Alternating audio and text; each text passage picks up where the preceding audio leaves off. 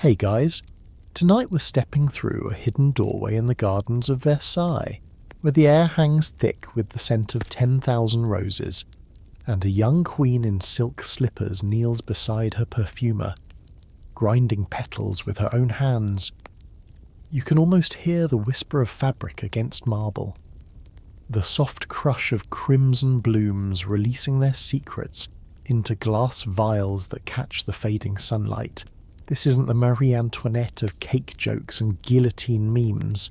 This is a woman obsessing over the perfect fragrance, spending hours in the private laboratory most of her subjects never knew existed, creating something so personal that even her closest ladies-in-waiting weren't allowed to smell it until she decided the formula was ready. The story may solve mysteries you never had an explanation for, like why revolutionary pamphlets attacked her smell as much as her spending, or why perfume bottles became evidence in her trial. You'll discover how a scent became a scandal, how roses became revolution, and how one woman's quest for the perfect fragrance accidentally documented the collapse of an entire world. So, before you explore the story with me, please take a moment to help me subscribe to the channel, like and share this video, or maybe leave a comment below, but make sure you do it when you really like what I bring to you. Tell me where you're watching from tonight, or share what your favourite scent is. I always love hearing from you. Now let's keep the lights as soft as possible, turn on the fan for a gentle sound to help the story feel more emotional, and let's embark on tonight's journey together. You're walking through the Hall of Mirrors on a summer afternoon in 1774 and something smells different. Not the usual powdery musk that clings to every courtier. Not the orange blossom water that servants spray to mask less pleasant realities, something lighter, fresher, almost defiant. The new queen has just passed through, and in her wake there's roses. Not the heavy, syrupy rosewater your grandmother wore, but something alive, something that seems to still carry morning dew and garden soil. Marie Antoinette is 19 years old, has been Queen of France for exactly 3 months, and she is already breaking rules. The Austrian girl who arrived 4 years ago, speaking terrible French and wearing the wrong dresses, has decided that French perfume tradition, centuries of it, carefully guarded by guild masters and grass, needs revision. She wants roses.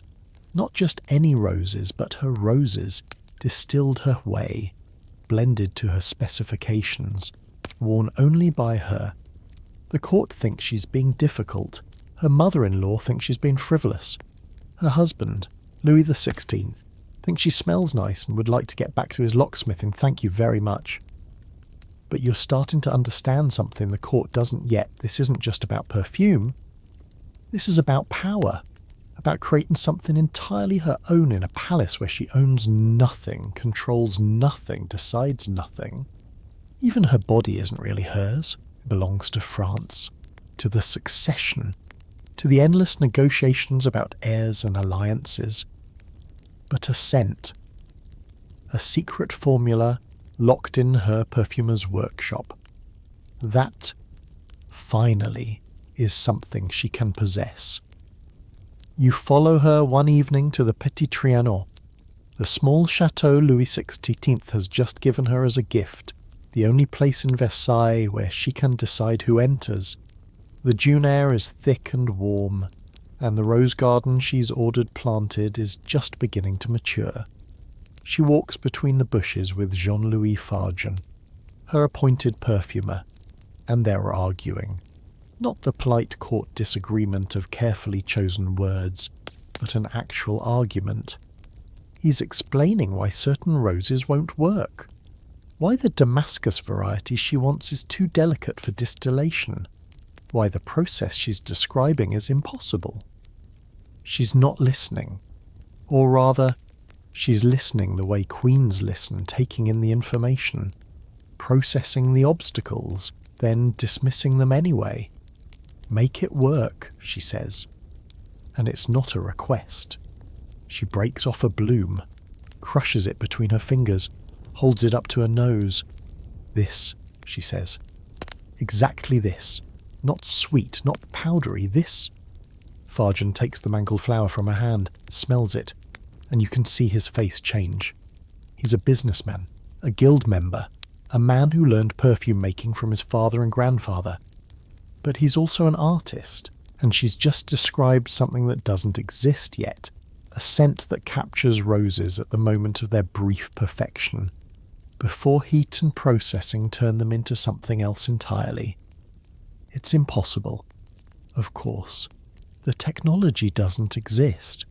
The techniques haven't been invented, which means they'll have to invent them.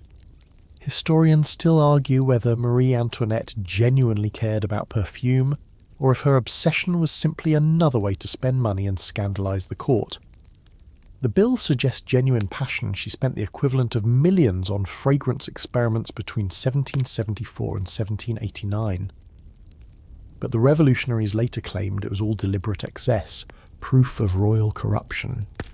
The truth, as you're discovering in this garden, might be more complicated. Maybe it's possible to be both genuinely fascinated and deliberately extravagant. Maybe the spending was the point a young woman who'd been married off at 14, paraded across Europe like a diplomatic gift, finally finding something she could pour herself into. You watch her bend down, not caring that her dress is dragging through dirt, and inhale deeply from a cluster of pink blooms. For just a moment, she doesn't look like a queen. She looks like someone who's found something that makes sense in a world that rarely does. The perfume she's about to create will cost a fortune, spark endless gossip, and eventually appear as evidence in revolutionary tribunals. But right now, in this garden, none of that exists yet. Right now, there are only roses and possibility, and a young queen who's just decided to become a perfumer. The evening light is turning golden now. That particular French summer gold that makes everything look like a painting. You notice details you missed before, the way Marie's fingers are stained slightly green from handling stems. The small notebook Farjan pulls from his coat to sketch formulas. The two gardeners who stand at a respectful distance, waiting to learn which roses the queen has chosen. This garden is barely a year old, planted specifically for this purpose. Marie studied rose cultivation manuals all winter, corresponding with botanists in Vienna and Amsterdam. The court gossiped, naturally. Why does the queen need 40 different varieties of roses? Why is she meeting with common gardeners? Why does she spend more time here than in the chapel? The answer you're beginning to see is simple, because here, finally, something belongs to her. In the main palace, every moment is choreographed. The Lever the morning ritual of getting dressed involves 30 people and takes 2 hours. The couch of going to bed is equally elaborate. Even the way she sits, the angle of her head, the pace of her walk down corridors, all of it is prescribed by etiquette books older than her grandmother. But in this garden, she can kneel, she can get dirty, she can crush flowers with her bare hands, and no one can tell her she's doing it wrong. Farjan is taking samples now, carefully cutting blooms at different stages, tight buds, half-open flowers, fully mature roses just beginning to drop petals. Each one will smell different when processed. Each one will contribute different notes to the final perfume. He's explaining this to her, and she's actually listening now, asking questions that surprise him with their precision. How long after cutting does the scent begin to change? Does morning dew affect the distillation? What happens to the fragrance if petals are dried versus processed fresh? These are not the questions of a bored aristocrat playing at science. These are the questions of someone who intends to understand the process completely, who won't be satisfied with simply choosing from bottles her perfumer presents. She wants to know how the magic happens. More than that, she wants to participate in making it. You remember something you read in a letter from the Austrian ambassador, a small detail that seemed insignificant at the time. When Marie was a child in Vienna, her mother's gardens were her refuge. While her siblings practiced statecraft and diplomacy, she would disappear among the flowers for hours. Her tutors complained, her mother worried, but those hours taught her things: the names of plants, the seasons of blooming, the way scent changes throughout the day. Now, 10 years later and 1,000 miles from home, she's finally found a way to bring that refuge with her. The Petit Trianon will become her sanctuary, and this rose garden will become its heart. The perfume, the secret formula she and Farjan are about to develop, will be the scent of the only freedom she's ever known. The light is fading now, and a servant approaches with a lantern. Time to return to the palace, to the public dining ritual where she'll eat in front of hundreds of watching courtiers. But as she walks back toward the chateau, she pauses, turns, looks back at the garden. You can see her memorizing at this moment, this feeling, the smell of roses in evening air. She doesn't know yet that this garden will become a scandal, that revolutionaries will call it proof of her contempt for France, that in 15 years she'll remember this evening from a prison cell, and the memory will be either a comfort or a cruelty, you're not sure which. But right now, she's smiling. And for Antoinette, genuine smiles are rarer than you might think. You're in the Hofburg Palace in Vienna, and it's 1768 and everything smells wrong. Not bad, exactly just wrong in the way that everywhere smells wrong when you're 12 years old and your mother is the Empress of the Holy Roman Empire and she's decided that this year, finally, you need to learn how to be a proper woman. Maria Theresa, who rules half of Europe before breakfast, has very specific ideas about what makes a proper woman, and apparently it starts with understanding perfume. Little Marie Antoinette, not yet Marie Antoinette, not yet French, still just a Habsburg princess who'd rather be playing music or running through gardens, sits at a small table in her mother's private receiving room. In front of her are 20 glass vials, each containing a different essential oil: rose, jasmine, bergamot, neroli, sandalwood, frankincense, myrrh, words she can barely pronounce, smells she's supposed to memorize, a test she didn't ask for but will definitely fail if she doesn't concentrate. Her mother stands by the window, reading correspondence, apparently not paying attention. But you've learned by now that Maria Theresa is always paying attention. She rules an empire through a combination of intelligence networks, strategic marriages, and the ability to notice everything while appearing to notice nothing. Right now, she's noticing that her daughter just sniffed the bergamot, made a face, and put it down too quickly. Again, she says without looking up from her letters, and this time, breathe properly. You cannot understand a scent by flinching away from it. Marie Antoinette picks up the vial again. She's trying. She really is. But perfume lessons feel like just another thing she's not good at. Another accomplishment that comes easily to her sisters but eludes her. She can play the harpsichord beautifully, everyone says so. She can dance better than anyone at court. But ask her to identify oak moss versus vetiver, and she's lost. The perfume master, a thin man named Herr Krapel who makes the 3-day journey from Grasse twice a year to supply the imperial family, sits across from her. He's patient in the way that people who are being paid enormous amounts of money learn to be patient. He explains, again, about top notes and bass notes and heart notes, about how a perfume is like a piece of music. It develops over time, reveals itself in movements, tells a story from beginning to end. And suddenly Maria Antoinette is listening. Music she understands. Music makes sense in a way that Latin declensions and Habsburg genealogy charts never will. She picks up the bergamot again, this time holding it under her nose for longer, breathing slowly the way Herr Krapel demonstrated. And yes, she can hear it now.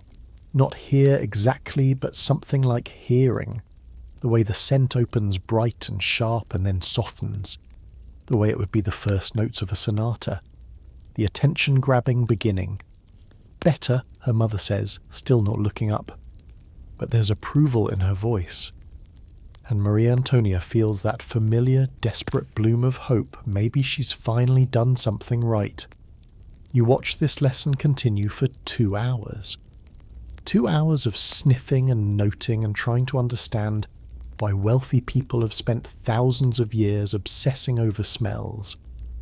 Herr Kreppel explains that perfume is power, that scent memory is the strongest memory, that the right fragrance can make people love you or fear you or remember you decades after you've left a room. He's trying to teach her practical skills, how to choose a perfume that projects authority, how to recognize when someone is wearing something too expensive for their station, how to use fragrance in negotiation and politics. But Maria Antonia is learning something else entirely. She's learning that smell is a language, and like any language, it can be used to say things you're not allowed to say out loud. The perfume her mother wears heavy, dark, dominated by ambergris and musk, says power, tradition, imperial authority. The light orange blossom water her sisters favour says innocence, youth, marriageability. Everything is communication. Everything is strategy.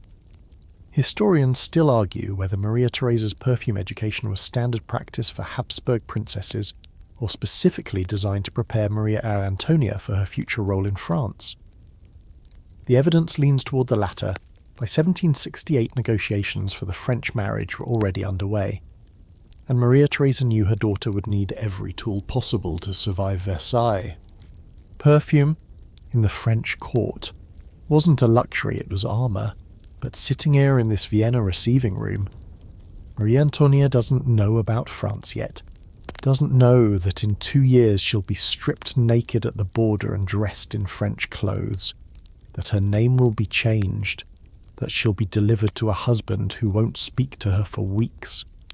All she knows is that her mother, who usually has no time for her, is spending a whole afternoon on this lesson, which means it must be important. Do you remember being taught something by a parent? Something that seemed pointless at the time, but later made sudden, devastating sense. That's what's happening here. Maria Antonia is bored, fighting to pay attention, wondering if she can escape to the gardens soon. She has no idea that in 10 years, she'll stand in her own garden at Versailles, crushing roses with the same intensity her mother brings to ruling empires, using everything Herr Kreppel is teaching her right now. The lesson ends with homework. She's to wear a different perfume every day for a week and note how people react to her differently. Her mother explains this with characteristic bluntness. Scent shapes perception. Control your scent. Control how others perceive you. This is not frivolity. This is statecraft. Maria Antonia nods. But you can see she's not really absorbing it. She's 12. Statecraft is what her mother does, what her older brothers will do. She's going to marry someone, somewhere, and then her job will be to produce heirs and look decorative and maybe, if she's lucky, play music at court concerts, except that's not what happens. Because 4 years from now, she'll arrive in France and discover that looking decorative is actually the hardest job in the world, that producing heirs while thousands of people watch and judge and gossip is a special kind of torture, and that music, her beloved harpsichord, isn't enough refuge from the pressure. She'll need something else, something private, something she can control completely. She'll need perfume. You watch her pack away the vials, carefully noting their names in her exercise book with handwriting that's still a little childish, still loops and sprawls across the page. Herr Kreppel bows and exits. Her mother finally looks at her directly. And there's something in Maria Theresa's face you haven't seen before. Not quite warmth, not quite worry, but something close to both. Remember this, she says, in France, they will try to tell you who to be, every day, in 1,000 small ways. They will try to remake you into their image of a proper French queen. Your scent is one of the few things they cannot control. Choose it wisely. Maria Antonia nods, but she's already thinking about the gardens, about escaping this stuffy room. She has no idea that she's just been given a prophecy, that her mother, who has spies in every court in Europe, already knows what's waiting for her in France, the rigid etiquette, the impossible standards, the way the French court devours foreign princesses and spits out their bones. The perfume lessons continue for the next 2 years, once a month when Herr Krepel visits. By the time Maria Antonia leaves for France in 1770, she can identify 40 different essential oils by smell alone, knows the difference between distillation and enfleurage, understands that violet absolutes fade quickly while sandalwood lasts for days. She's learned the language, even if she doesn't yet know how to speak it fluently. But she will. Oh, she will. The girl leaving Vienna in a carriage bound for France carries trunks full of dresses, jewellery, letters of introduction. Hidden among them, in a small wooden case, are 3 bottles of perfume her mother commissioned specifically for her, each one a different formulation, each one designed for a different purpose. One for seduction, one for authority, one for when she needs to remember who she was before France tried to change her. She'll use all 3, eventually, but none of them will be enough, because what Maria Antonia, soon to be Marie Antoinette, will eventually understand is that pre-made perfumes, even custom ones, are still someone else's creation, and she's going to need something that belongs only to her. She's going to need roses. You're standing on a hillside in Grasse, 50 kilometres from the Mediterranean, and the entire landscape is blooming. It's May, the peak of rose season, and thousands of Rosa centifolia, the 100-petalled rose, are opening in fields that stretch as far as you can see. The air is so thick with fragrance that you can taste it, sweet and green and slightly intoxicating. This is where French perfume comes from, where it has come from for 200 years, and the families who control these fields guard their secrets the way other families guard crown jewels. The Perfume Guild of Grasse doesn't advertise. They don't need to. Every royal court in Europe, every wealthy merchant in London or Amsterdam, every person who wants to smell like power and money, they all come here eventually. The guild masters are perfume royalty, and they know it. Their workshops are closed to outsiders. Their formulas are passed from father to son, never written down, protected by blood oaths and business paranoia that borders on religious fervour. Jean-Louis Fargen grew up in this world. His father was a master perfumer, his grandfather before him. By the time Fargen was 10 years old, he could distill lavender blindfolded and identify 17 different varieties of jasmine by smell alone. This is what it means to be born into the guild. Perfume isn't something you learn.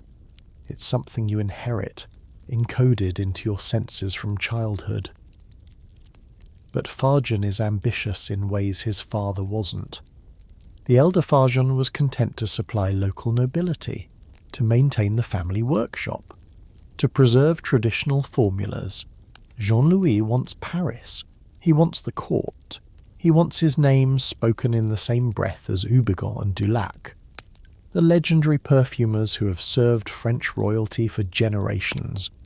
So in 1770, at age 23, he does something almost unthinkable. He leaves Grasse and opens a shop in Paris, at 20 Rue du Roule, right in the heart of the merchant district. His father calls it betrayal. The guild calls it arrogance. His competitors call it suicide. What makes this provincial boy think he can compete with established Parisian perfume houses? But Fargen has something they don't. He has patience, and he has an instinct for the theatrical. His shop doesn't just sell perfume, it sells the romance of perfume. He displays his products in crystal bottles lit by carefully positioned mirrors. He offers private consultations in a velvet-draped back room. He creates custom scents and gives them pretentious names, the Sigh of Venus, Moonlight on the Seine, The Duchess's secret. It's all very dramatic, possibly a bit ridiculous. But it works. Within 3 years, he's supplying half the fashionable women in Paris. And then, in 1774, something extraordinary happens to the new queen. Marie Antoinette fires her official perfumer and starts looking for a replacement. You're in Fargen's workshop now, watching him prepare for the audition that will change his life. Because yes, there's an audition. The queen doesn't simply appoint perfumers, she tests them. 5 master perfumers have been invited to the Petit Trianon to present samples. The queen will smell each one, ask questions, and make her choice. The winner becomes Parfumeur de la Reine, gains access to the royal household, and basically prints money for the rest of their career. Fargen knows he's the underdog.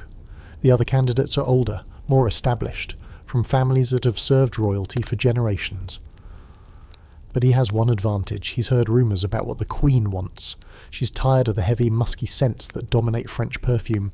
She wants something lighter, fresher, more natural. She wants, specifically, roses. Which is interesting, because roses are notoriously difficult to work with. The scent of a fresh rose is made up of hundreds of volatile compounds, many of which break down the moment you try to capture them. Traditional rose perfumes use either rose otto, distilled rose oil that smells sweet and slightly medicinal, or rose absolute, which is richer but has a strange, almost jammy quality that masks the true scent of fresh petals. Neither one captures what the queen is describing.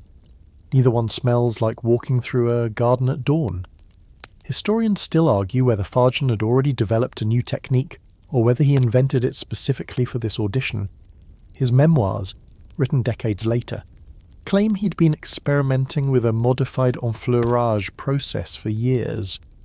But his competitor, a perfumer named Dulac, later accused him of industrial espionage, claiming Fargen stole trade secrets from workshops in Grasse. The truth, as usual, probably lies somewhere in between a bit of genuine innovation, a bit of borrowed technique, a lot of trial and error. What you're watching right now is the trial and error part.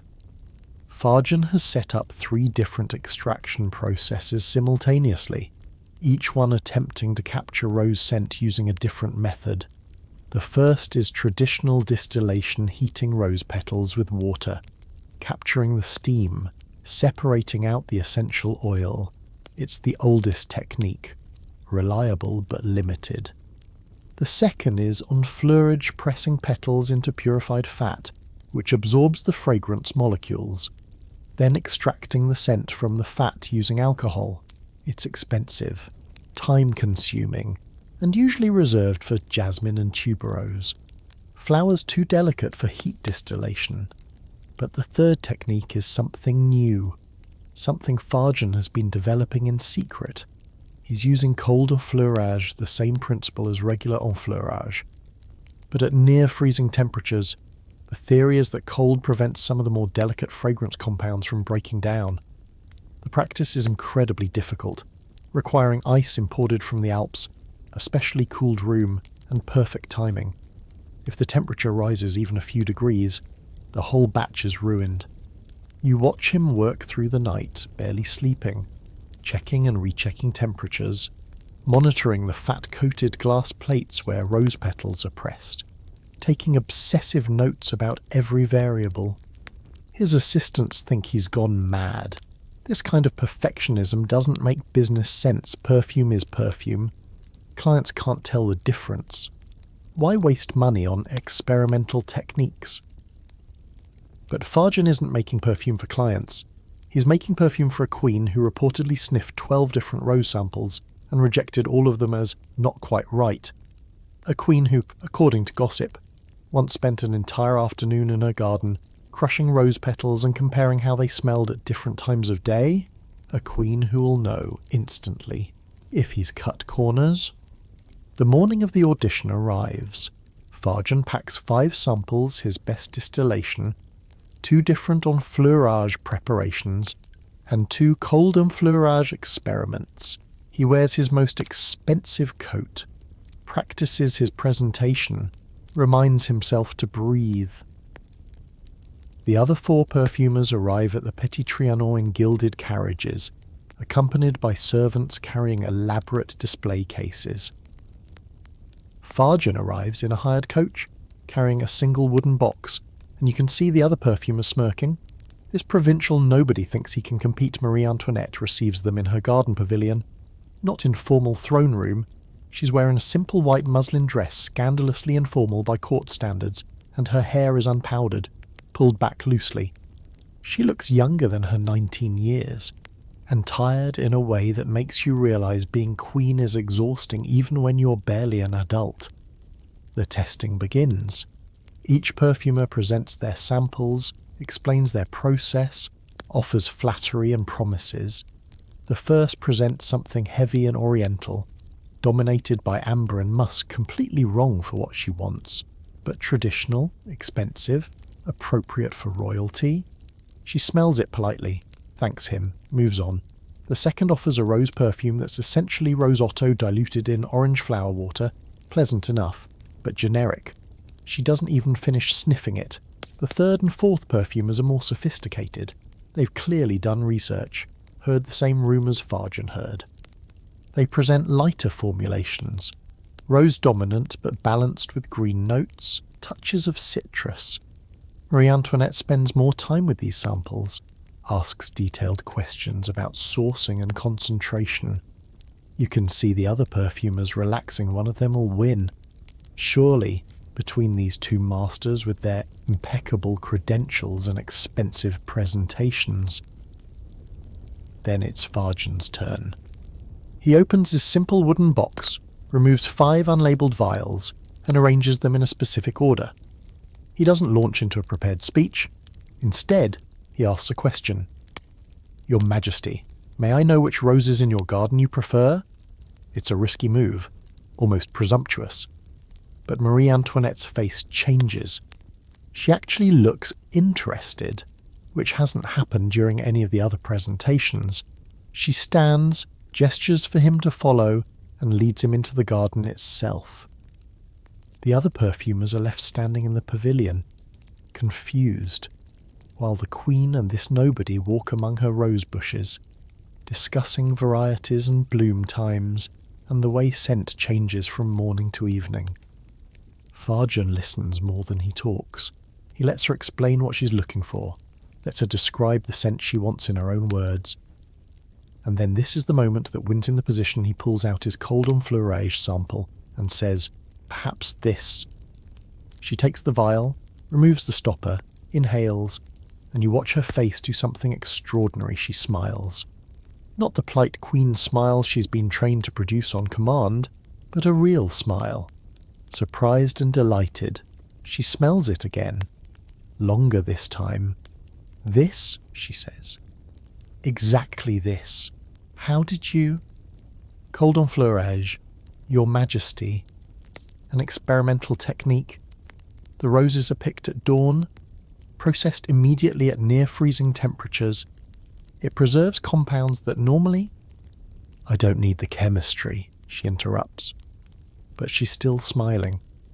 "I need you to make me more of this." And just like that, Jean-Louis Fargen becomes perfumer to the Queen of France. You're back in the Petit Trianon gardens, and Marie Antoinette is arguing with her head gardener about roses that don't officially exist. Not in France, anyway.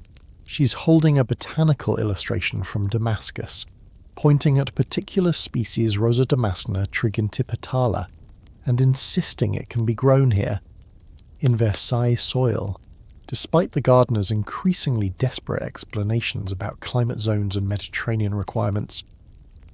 The gardener, a nervous man named Claude Richard who's served the royal family for 20 years, tries reason.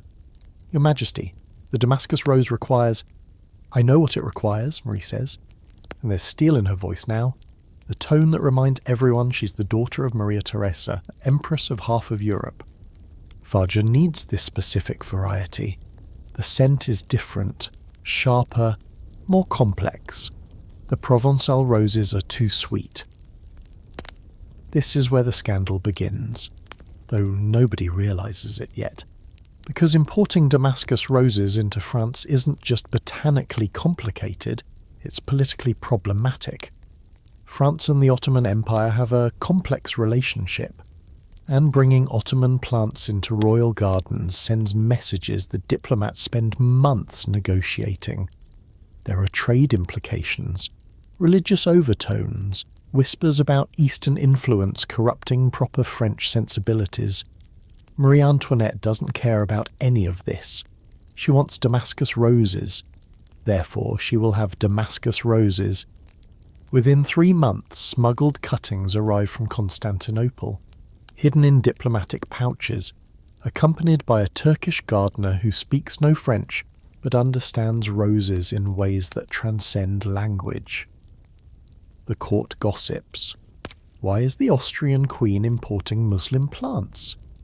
Why does she spend more time with this Turkish gardener than with French nobles? What exactly is happening in those gardens? What's happening is horticulture.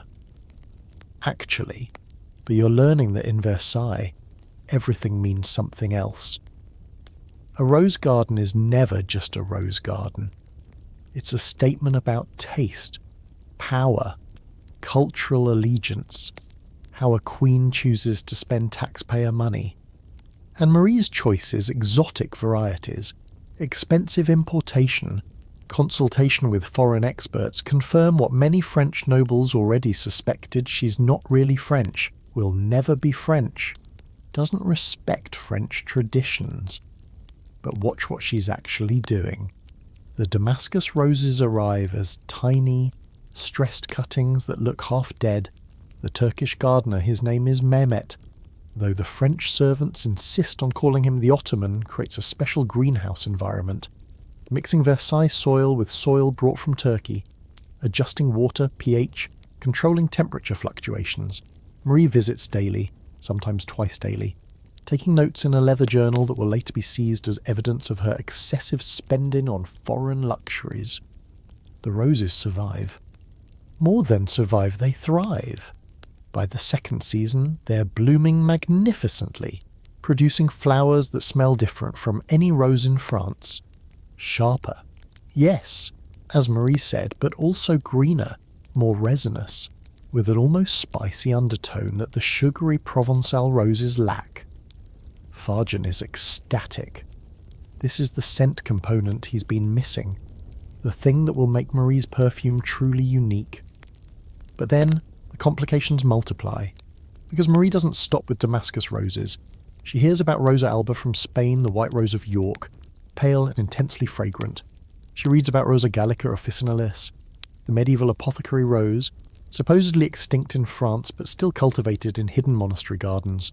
Each one requires negotiation, smuggling, diplomatic delicacy. Each one adds to her growing reputation as a queen who cares more about her garden than her kingdom.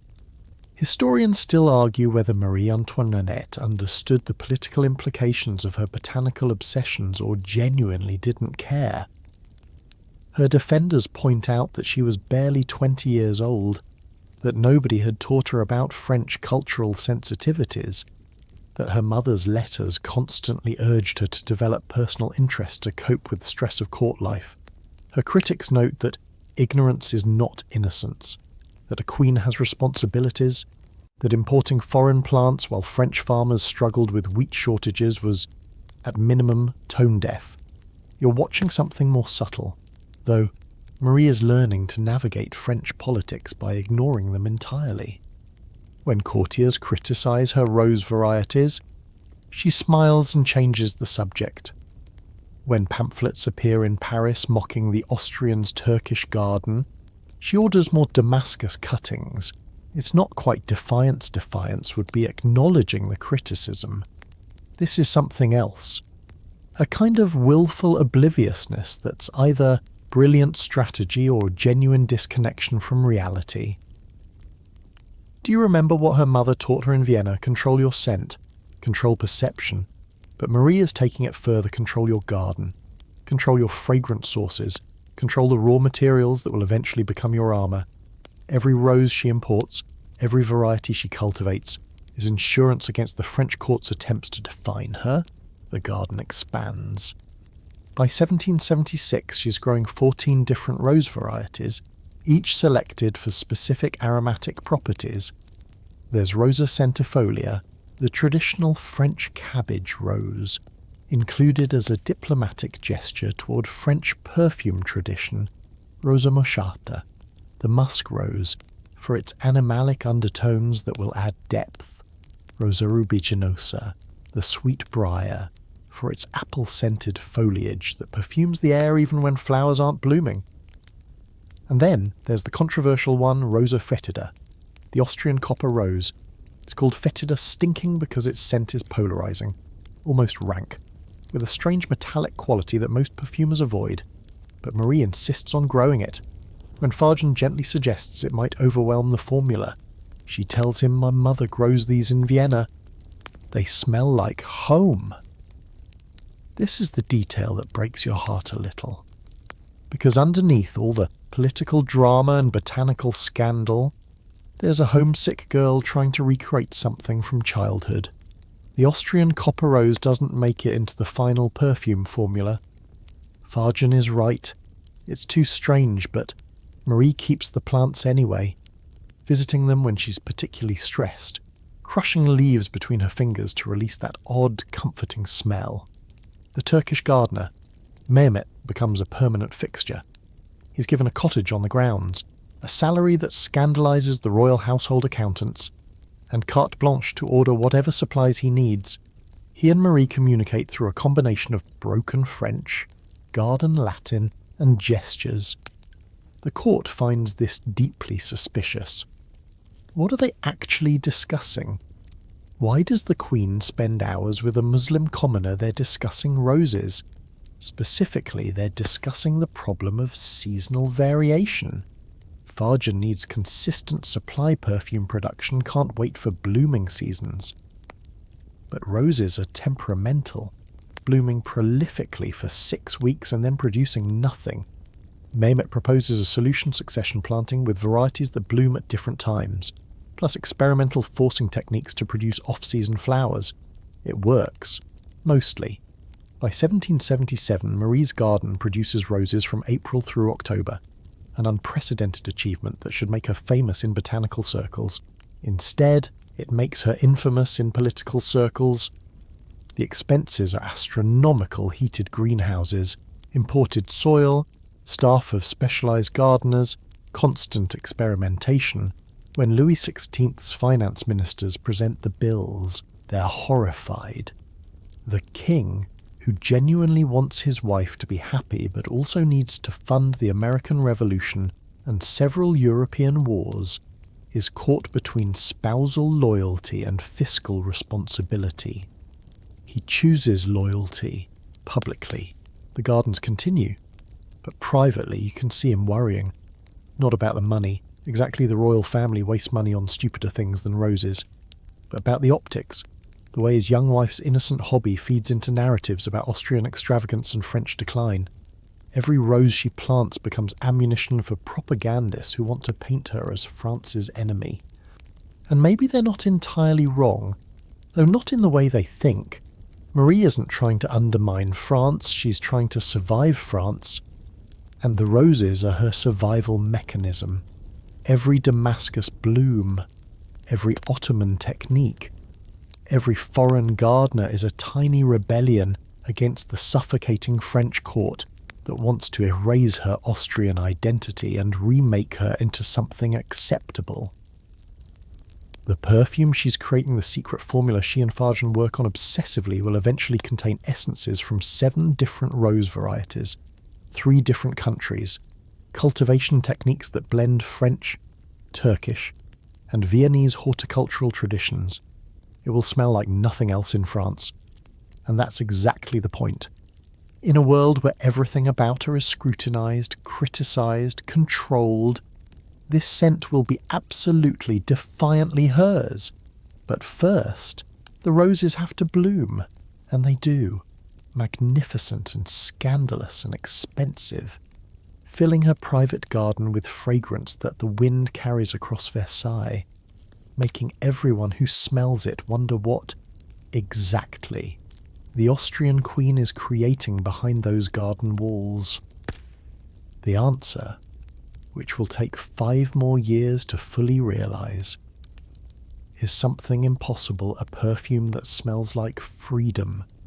You're in a room that officially doesn't exist.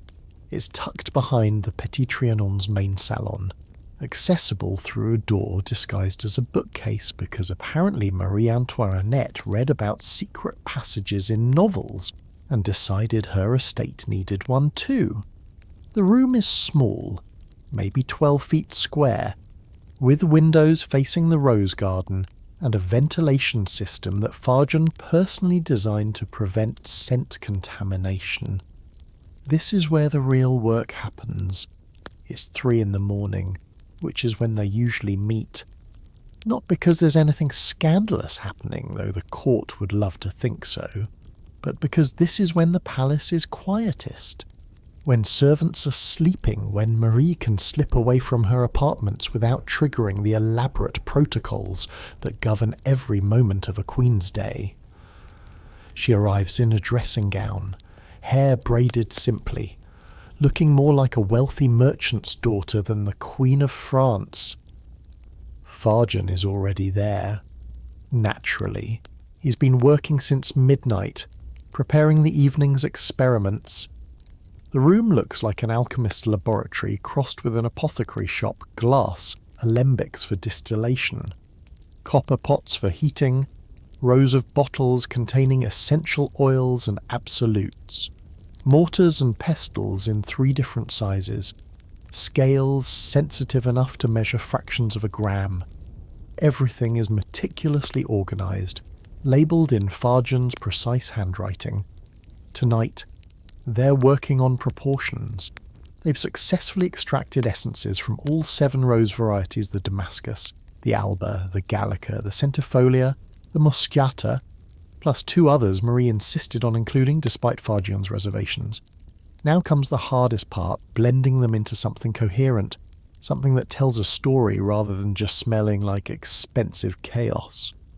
Marie ties an apron over her dressing gown, a practical, almost bourgeois gesture that would horrify her ladies-in-waiting if they could see it. She's learned enough by now to be useful rather than decorative. She can measure accurately, understands the difference between essential oils and absolutes, knows that what smells perfect in the bottle often smells wrong on skin because body heat changes everything. Start with the Damascus, Farjan suggests, but Marie shakes her head.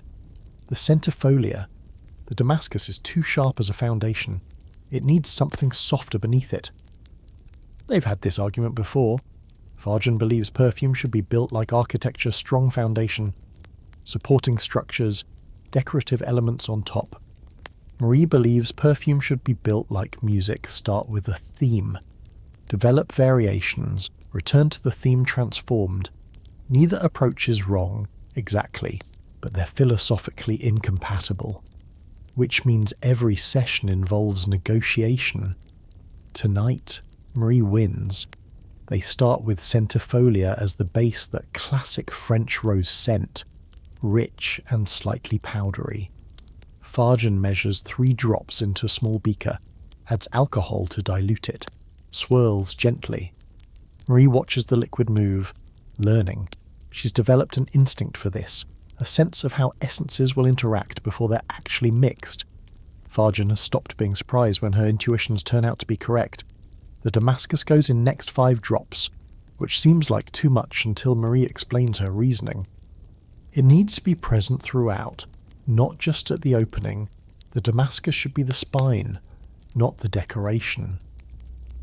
They're speaking in metaphors because perfume resists literal language. How do you describe smell in words? You can't. Not really. You can only gesture toward it. Compare it to other experiences.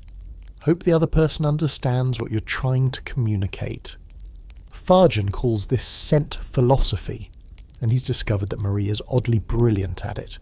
She has a vocabulary for smell that goes beyond the technical terms he learned in Grasse. She talks about colours, emotions, seasons, memories. The Alba Rose comes next. Just 2 drops. This is Marie's favourite. The one that smells most like the roses in her childhood gardens in Vienna. She's careful with it. Almost reverent. If she uses too much, the perfume becomes nostalgic, melancholy, too obviously yearning for something lost. Just a touch is enough, a whisper of Vienna in an otherwise French composition. Historians still argue whether Marie Antoinette was genuinely skilled at perfume blending, or whether Farjeon simply indulged her whims because she was paying him extraordinary amounts of money. His account books show she spent the equivalent of $50,000 annually on perfume supplies and experiments, a sum that seems insane until you remember she had almost no other genuine creative outlet. She couldn't paint or write or compose music professionally, but she could do this, in secret, in the middle of the night, with one person who treated her like a collaborator rather than a queen. You watch them work for 2 hours, barely speaking, communicating mostly through gestures and shared understanding. They're trying 12 different formulations tonight, each one a slight variation on the core theme. Too much Gallica makes it medicinal. Too much Moscato makes it animalic, almost indecent. The proportions have to be perfect, which means they won't be perfect tonight, or next week, or probably next month. This is the part Farjeon didn't explain during the audition. Perfume creation isn't inspiration, it's iteration. You make 100 versions before you find the right one. Around 4:30, Marie starts flagging. She's been queen for 3 years now, and the job is exhausting in ways that don't involve midnight laboratory sessions. There are constant pregnancy pressures she and Louis still haven't produced an heir, and the court physicians have opinions about this. And her mother sends increasingly frantic letters from Vienna asking what exactly is taking so long. There are faction politics, with competing noble families trying to gain influence through her. There are fashion demands. She's supposed to set trends, inspire design, make French style dominant in Europe, and underneath everything, there's loneliness. She has ladies in waiting but not friends, courtiers but not confidants, a husband who's kind but distant. These sessions with Farjeon working on something secret, creating something entirely her own, might be the most genuine human interaction she gets all week. Farjeon notices she's tired. "Perhaps we should stop for tonight. Your Majesty." "One more," she says, already reaching for their bottles. "I want to try more of the Moscato. Just a tiny amount. I think we've been afraid of it, but it might be what's missing." This is the moment you realise she's actually good at this. Not just interested, not just an enthusiastic amateur genuinely skilled. The Moscato is tricky because it contains compounds that smell unpleasant in concentration, but magical in tiny doses. Too much and you get cat pee.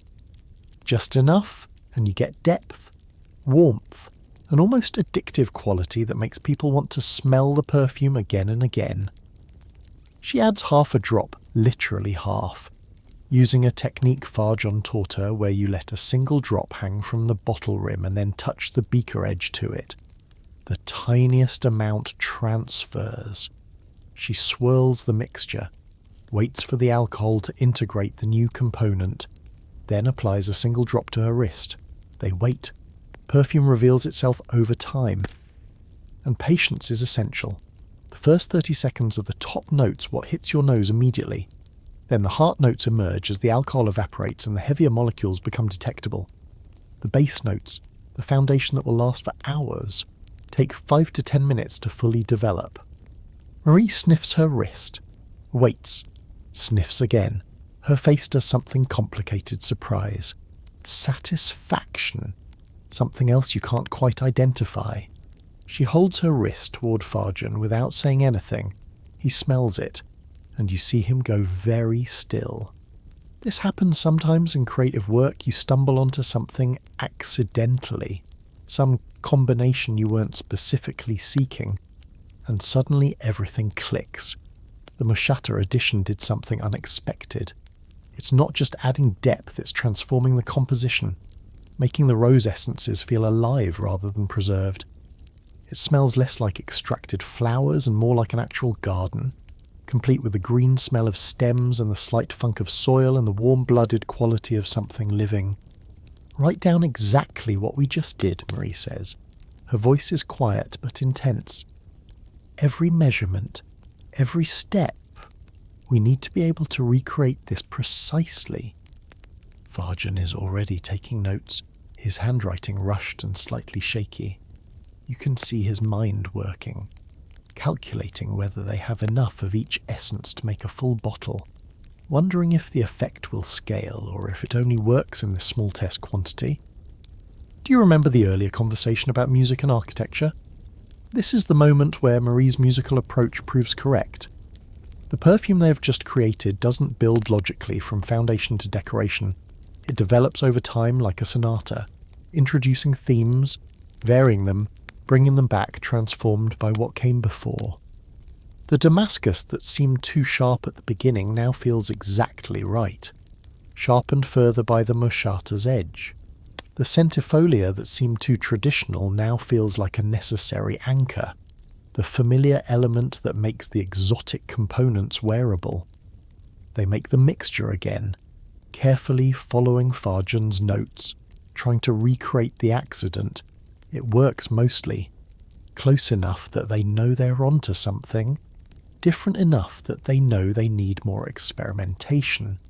This is version 47 of the formula. According to Varjan's ledger, there will be at least 30 more before they finalise it. The sky outside is lightening. Marie needs to return to her apartments before the lever, the elaborate morning ritual where dozens of nobles have the privilege of watching her wake up. She removes the apron, retucks stray hairs into her braid, transforms back into a queen. But before she leaves, she does something uncharacteristic. She hugs Varjan. Quickly, almost awkwardly. "Thank you," she says, "for taking this seriously, for treating me like I might actually know what I'm talking about." He bows old habits, but his face shows genuine affection. Over the past 2 years, they've developed something rare in Marie's life, an actual friendship, built on mutual respect rather than rank. He values her creative instincts. She values his technical expertise. Neither can create this perfume alone. After she leaves, Varjan sits for a long moment, looking at the vial containing version 47.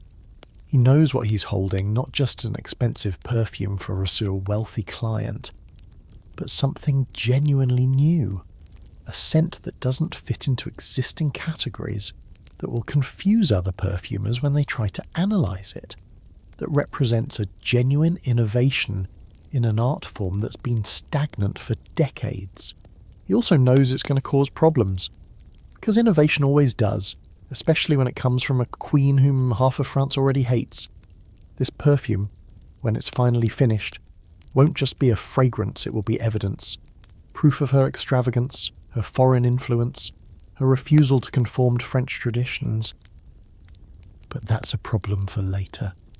Right now, in the pre-dawn quiet, with the rose garden visible through the window and the laboratory still smelling like their experiment, Varjan allows himself a moment of pure professional satisfaction. He's creating something extraordinary. History might remember Marie Antoinette for 1,000 reasons, most of them tragic, but maybe, just maybe, it will also remember that she knew how to blend roses. You're in the servants' quarters beneath the Petit Trianon, and something smells unbearable. Not bad, exactly just overwhelming, the olfactory equivalent of standing too close to the church organ playing fortissimo. 20 shallow glass trays are arranged on tables, each one coated with a thick layer of purified beef fat, each one covered with fresh rose petals that are slowly, invisibly, releasing their fragrance molecules into the fat. This is enfleurage, the oldest and most labour-intensive perfume extraction method known to humanity. And you're about to spend the next 6 weeks watching it happen. The process sounds simple: petals release scent, fat absorbs scent. Eventually you extract the scent from the fat using alcohol. But simple doesn't mean easy. Each tray, called a chassis, requires fresh petals every 24 hours. The old petals must be removed carefully, without disturbing the fat, without introducing contaminants, without allowing the fat to warm above a very specific temperature. Then, new petals, picked that morning at dawn, must be pressed gently into the fat surface, distributed evenly, neither too thick nor too sparse. This is what Marie Antoinette pays for. Not just Fargen's expertise or the expensive raw materials, but human labour on an almost absurd scale. Each chassis requires 30 minutes of careful attention daily. 20 chassis means 10 hours of work every single day for 6 weeks. And that's just for one batch of Rose Absolute. The perfume formula requires essences from 7 different rose varieties, which means this process happens 7 times, simultaneously, in carefully separated rooms to prevent scent contamination. The servant assigned to the Damascus Rose Enfleurage is a young woman named Marguerite. She's 18, was hired from a farming family in Provence because she could identify roses by smell, an unusual skill that makes her unexpectedly valuable in Marie's bizarre horticultural project.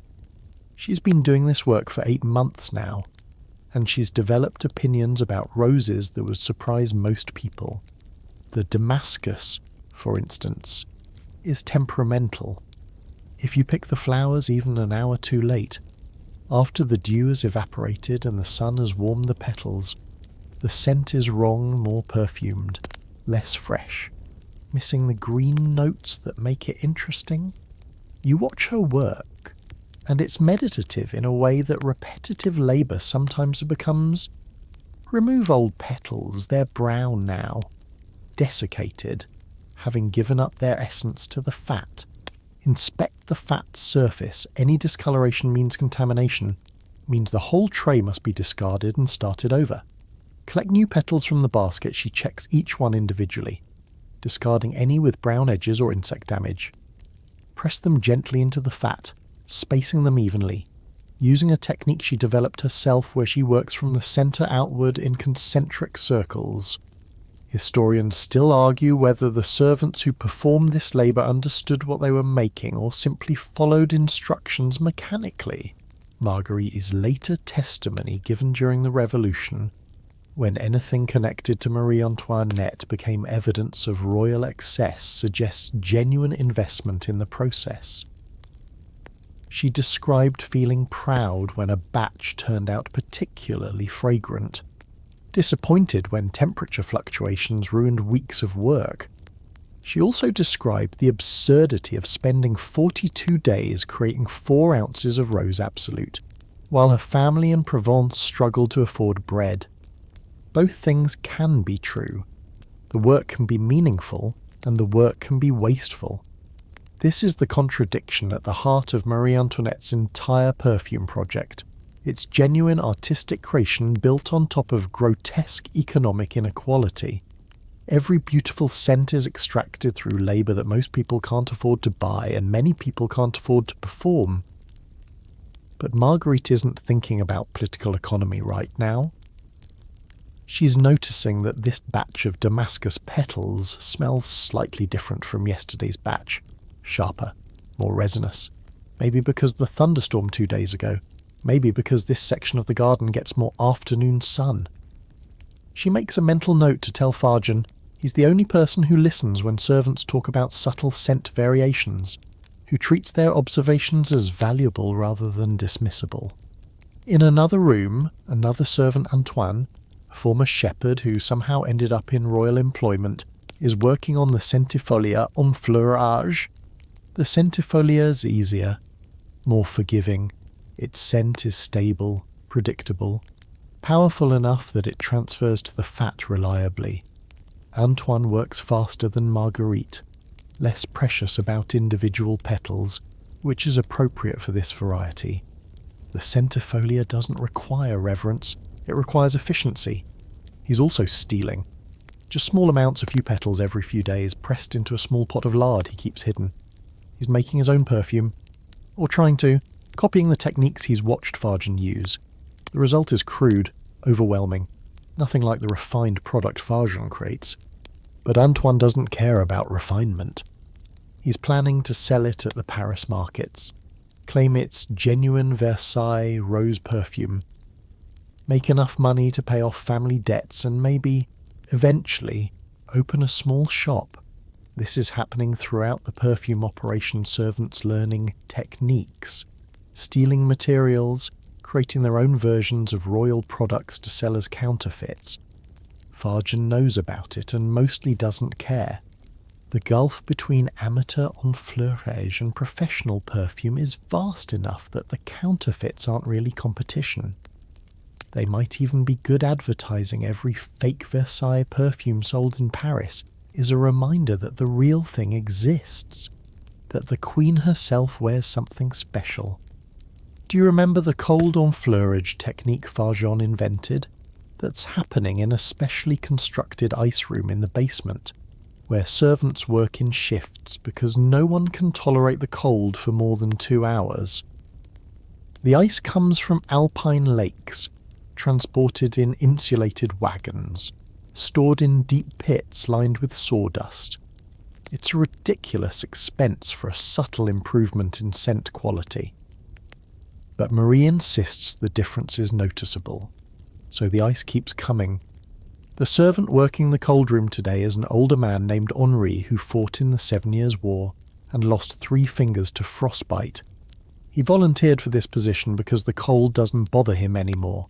His damaged nerves don't register temperature the way they used to.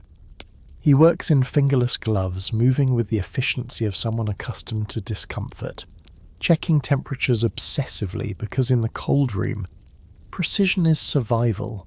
Let the temperature drop too low, and the fat freezes solid, becomes useless. Let it rise too high, and you've wasted expensive ice for no benefit. Henri also has the strangest job in the entire operation. He has to smell the fat. Not the finished absolute, but the fat itself, while it's still absorbing scent, because cold enfleurage produces different aromatic results depending on temperature, and the only way to know if you're in the optimal range is to smell the fat at regular intervals and notice subtle changes that thermometers can't measure. This might be the most surreal aspect of the entire perfume project, servants standing in ice rooms, sniffing beef fat, trying to detect whether rose molecules are transferring optimally. It's absurd. It's also, somehow, exactly the kind of obsessive perfectionism that produces genuine innovation. Henri can smell things that Fargen can't. Differences that matter even if no one can articulate exactly why they matter. The enfleurage process continues for 6 weeks per variety, which means at any given time, multiple batches are in progress at different stages. The Damascus is on week 4, the centifolia is on week 2, the alba is on week 5. Fargen maintains a complex schedule board, tracking every batch, noting when petals were harvested, which servants handled which chassis, any anomalies in scent or appearance. When the 6 weeks are finally complete, the real extraction begins. The scent-saturated fat called pomade is scraped carefully from the chassis and placed in large glass containers. Alcohol is added, the highest proof alcohol available, distilled multiple times until it's almost pure ethanol. The mixture sits for weeks, gently agitated daily, while the alcohol pulls the fragrance molecules out of the fat. Then the alcohol is carefully separated, the fat discarded, and what remains is rose absolute pure, concentrated essence that smells more like roses than actual roses do. 4 ounces of rose absolute from 6 weeks of daily labour by one person. processing approximately 50,000 individual rose petals. The math is staggering. For Marie's complete perfume formula, Farjan needs rose absolute from 7 varieties, 28 weeks of labour, 350,000 petals to produce enough concentrated essence for maybe 50 bottles of perfume, and Marie will wear most of them herself. A few will be gifted to close friends, a few more sold to extremely wealthy clients who can afford Farjan's prices. But this isn't a commercial product. Not really. It's an elaborate, expensive, borderline irrational expression of one woman's determination to control anything in her life. You're back upstairs now, watching Marguerite complete her 42nd day of Damascus enfleurage. Her hands move automatically, muscle memory taking over, while her mind wanders. She's thinking about her family's farm, about the rose bushes her grandmother planted that her father now tends. Simple Rosa Gallica, tough survivors that bloom reliably and smell pleasant enough. Her grandmother used the petals for rose water, rose syrup, simple preparations that serve practical purposes. This, what Marguerite is doing now in the Queen's basement, is not practical. It's artistic. Sure, and technically impressive, and she's genuinely proud of her skill, but it's also decadent in a way that's becoming harder to justify, even to herself. Food prices are rising, taxes are increasing. She sends half her wages home to her family, and it's barely enough. Still, she presses petals into fat. Still, she checks for contamination. Still, she takes pride in producing something beautiful, even if the beauty serves no purpose beyond smelling nice. The pomade she's creating 42 days of her life transformed into scented fat will eventually become 3 ounces of Damascus Absolute. That Absolute will be one component in a perfume that costs more than her father earns in a year. Marie Antoinette will wear it casually, reapplying throughout the day, going through bottles the way Marguerite's family goes through lamp oil. And somehow, impossibly, Marguerite doesn't hate the Queen. She's tried to, especially when she's tired and her back hurts and the smell of roses has become nauseating. But hatred requires a kind of personal connection that can't exist across such vast class differences. Instead, she feels something more complicated, a mixture of incomprehension and pity and resentment and pride. The perfume will be beautiful. She knows it will. She's smelled the test versions Farjan produces, and they're transcendent in ways that justify the absurd process. Almost. When it's finished, when all 7 varieties are extracted and blended, it will smell like nothing else in Europe. It'll also smell like empire in decline, though nobody realizes that yet. Like labour extracted for beauty rather than utility. Like aristocratic excess meeting artistic ambition. Like a queen's desperate grasp for control over her own scent while her country slowly slips toward revolution. But those metaphors come later. Right now. Marguerite just removes yesterday's petals and presses in today's, and the fat slowly, inexorably, becomes more fragrant. You're standing in Farjan's main laboratory on Rue du Roule, and there's something in the air that doesn't smell like roses.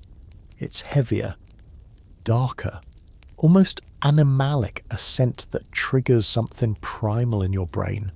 Something that existed before language, before civilization. When smell meant survival, this is ambergris, and it costs more per ounce than gold. Ambergris is whale vomit, essentially. Or maybe it's whale intestinal secretions. Marine biologists still argue the exact mechanism. What everyone agrees on is that sperm whales occasionally expel these waxy, grey lumps that float in the ocean for years, decades sometimes, slowly transforming from revolting to transcendent through oxidation and sun exposure. Fresh ambergris smells like feces and ocean rot. Aged ambergris smells like the sea dreaming of earth, like salt and wood and something indefinably precious. Farjan keeps his ambergris in a locked cabinet, Not because servants might steal it, though they might, but because the smell is so powerful that an opened container can contaminate an entire room for days. He's showing Marie a piece now, a grey-brown chunk about the size of a child's fist. Surprisingly light for its size. It looks unimpressive, like dirty candle wax. Then he grates a tiny amount, maybe 1/10 of a gram, into a small dish, and the room transforms. This is what makes perfume last, he explains. Without fixatives, Rose Absolute evaporates in hours, beautiful but brief. Ambergris changes the molecular structure, makes the scent cling to skin, develop over time. It's the difference between a pleasant smell and an actual perfume. Marie leans over the dish, inhales carefully. Her face does something complicated. Ambergris doesn't smell good. Exactly. It smells expensive. It smells like power and rarity and the strange alchemy of decay transformed into beauty. It also smells faintly like the sea, which makes her unexpectedly homesick for Vienna, landlocked Vienna, which she hasn't seen since she was 14. How much do we need? She asks, and Fargen hesitates before answering, because he knows she's not going to like the number. For the full formula, to produce 50 bottles, approximately 3 ounces, at current market prices, that's roughly 12,000 livres. 12,000 livres is more than most French families earn in a decade. It's enough to buy a substantial house in Paris. It's an obscene amount to spend on whale secretions that make perfume last longer. Marie's face reveals nothing she's learned. Over 4 years at Versailles. How to receive information without reacting, but you can see her calculating. She's already over budget. The roses, the labour, the laboratory equipment, the servants' wages, the imported oils from Grasse. The perfume project has consumed money at an alarming rate, and they're not even finished. Louis won't refuse her. That's not how their marriage works.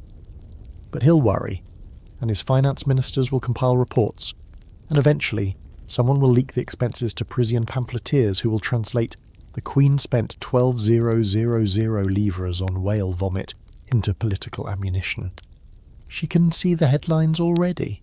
The cruel cartoons, the suggestions that she cares more about smelling nice than French poverty. Do it, she says. Because what else is she going to say? They've come too far to compromise now, and she's learned that once you commit to excess, you might as well commit completely. Half measures satisfy no one. But ambergris isn't the only controversial ingredient. Fargen pulls out another locked container, this one smaller, and removes a tiny vial filled with dark, viscous liquid. African civet, he says. From the anal glands of civet cats. This is even more expensive than ambergris, and the scent is challenging. He unstoppers the vial, and you nearly gag. It smells like concentrated cat urine mixed with feces, overpowering and nauseating. Marie actually steps back, hand covering her nose. That's going in the perfume. A tiny amount, less than you'd think possible. Civet is remarkable in concentration. It's revolting. In dilution, it adds warmth, depth, an almost narcotic quality. It makes people want to smell the perfume again and again, trying to identify what's creating that compulsive quality. Historians still argue whether Marie Antoinette knew about the civet, or whether Fargen added it without her knowledge because he knew she'd object. His account books show purchases of exotic fixatives, but don't specify amounts. Marie's own correspondence never mentions civet, which could mean ignorance or discretion. What's certain is that the final formula contains a chemical analysis of preserved samples confirms civet's presence, though in concentrations so low that only trained noses could consciously detect it. This is where perfume becomes slightly sinister, because what Fargen is describing is manipulation using scent compounds that trigger unconscious responses, that create desire without the wearer understanding why they desire it. Civet, in tiny doses, activates the same neural pathways as human pheromones. It's literally making people attracted to the perfume wearer through biological manipulation they can't consciously detect. Marie is beginning to understand this. So it's not just about smelling nice, it's about creating an effect, making people want to be near me, trust me, desire me.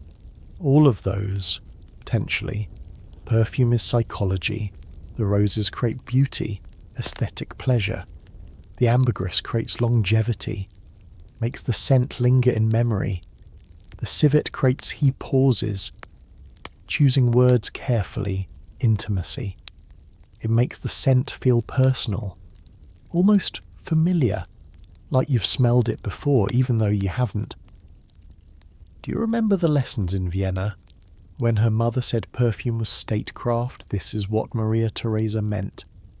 Not just choosing pleasant scents, but understanding how smell influences behaviour, how it can be weaponized in social situations, how a queen who can't control politics or economics might still control the air around her, and, through that, control how people feel in her presence. But there's a third ingredient Farjan wants to discuss, and this one is genuinely controversial. He pulls out a small tin and opens it carefully. Inside is a waxy substance that looks like solidified honey. Beeswax absolute, he says. Harvested from abandoned hives, processed to remove impurities. It adds a golden, sweet quality, not food sweet, but warm, comforting. That doesn't sound controversial, Marie says. It's not the ingredient itself, it's the source. I have a supplier who collects from wild hives in the American colonies. Revolutionary-controlled territory. Importing it could be seen as politically complicated. And there it is, the way everything in Marie's life becomes tangled in politics she didn't create and can't control. France is supporting the American Revolution, but its unofficial support diplomatically delicate. Using American beeswax in the Queen's personal perfume creates a paper trail, suggests sympathies, can be read as a statement even though it's literally just beeswax chosen because it smells right. Marie laughs, but it's not a happy sound. Is there anything I can do that isn't politically complicated? Can I breathe without someone interpreting it as commentary on French foreign policy? Farjan doesn't answer because they both know the answer. She can't. Everything she does means something, represents something, becomes evidence in arguments she's not part of. Her clothing choices are analysed for what they reveal about Austrian influence. Her friendships are scrutinised for faction loyalties. Even her reading material is monitored. Someone in the palace is compiling lists of books she borrows from the library, looking for patterns that might suggest dangerous ideas. And now her perfume, her one supposedly private project, is becoming another site of political interpretation, the Damascus Rose's Turkish influence. The imported technique's rejection of French tradition. The excessive cost's aristocratic indifference to poverty. And now, potentially, American beeswax support for revolution, even though that's absurd, even though she's just trying to make something that smells good. Use the beeswax, she says finally. If everything I do is going to be misinterpreted anyway, I might as well do what I want. But there's one more ingredient they need to discuss, and this one is the strangest of all. Farjan hesitates before bringing it up, which means it's either extremely expensive or extremely weird or both. There's a component we haven't fully resolved, something to bridge the rose notes and the fixatives, to make the transition feel smooth rather than jarring. I've been experimenting with something unusual. He produces a small bottle filled with clear liquid. It looks like water. This is extracted from violet leaves, not the flowers, but the leaves themselves. It has a strange quality, almost cucumber-like, very green and fresh, in proper proportion. It makes the rose scent feel more alive, less like preserved flowers and more like growing plants. Marie smells it, and her face lights up. This is it. This is the missing piece she's been trying to articulate for months. The problem with most rose perfumes is they smell dead, like potpourri, like something beautiful that's been killed and preserved. The violet leaf essence, with its strange green freshness, creates the illusion of life. How much do we need? That's the problem. Violet leaf absolute is incredibly rare. The extraction process is difficult. The yield is tiny, and there are maybe 3 perfumers in Europe who know how to make it properly. I've been trying for 6 months to secure a supplier. So we make it ourselves, Marie says, and Farjan actually laughs. Your Majesty, the process requires specialized equipment we don't have, technical knowledge I'm still learning, and approximately 500 kilograms of violet leaves to produce 1 ounce of absolute. Then we grow violets, we have gardens, we have servants, we have whatever equipment you need, buy it, build it, steal it from your competitors if necessary. This perfume has to be perfect. Or what's the point of any of this? You're watching a queen who's stopped caring about reasonable limits. Maybe she never cared, or maybe the constant criticism has pushed her past caring. Either way, she's committed now to the roses, to the ambergris and civet, to the American beeswax and the impossible violet leaf absolute, to a perfume that will cost more than a small palace and smell like nothing else in Europe, and exist primarily to prove that she can create something entirely her own. Farjan makes notes lists of equipment to acquire, calculations about violet cultivation, estimates of how long this will take, at least another year, probably 2. The rose absolutes alone need 6 more months. The violet project will take longer. And then there's blending, testing, aging, reformulation, more testing. Marie is 21 years old. She's been Queen of France for 4 years and still hasn't produced an heir. Her marriage is widely rumoured to be unconsummated. Court gossips speculate endlessly about whether Louis is impotent or just uninterested. Her mother sends increasingly desperate letters demanding grandchildren. The French people are starting to hate her, though she's not entirely sure why. Something about being Austrian, something about spending money, something about not being the queen they wanted. And in the middle of all this pressure and failure and disappointment, she's building a perfume laboratory and importing whale secretions and arguing about violet leaf absolute. It's absurd. It's possibly insane. It's also the only thing in her life that feels real, that belongs to her, that she can point to and say, I made this. Not my mother, not my advisors, not French tradition or Austrian duty. Me. The perfume will eventually be ready. It will smell extraordinary, and absolutely no one will care. Because by then, the problems will be so much bigger than perfume. But Marie doesn't know that yet. Right now, she's arguing with Farjan about violet cultivation, and she's happy. You're walking through the grounds of the Petit Trianon, past the famous garden, past the dairy where Marie pretends to be a milkmaid when she needs to escape court life, toward a building that doesn't appear on any official maps of Versailles. It's small, maybe 30 feet square, built in a style that matches the other estate buildings so perfectly that it seems like it's always been here.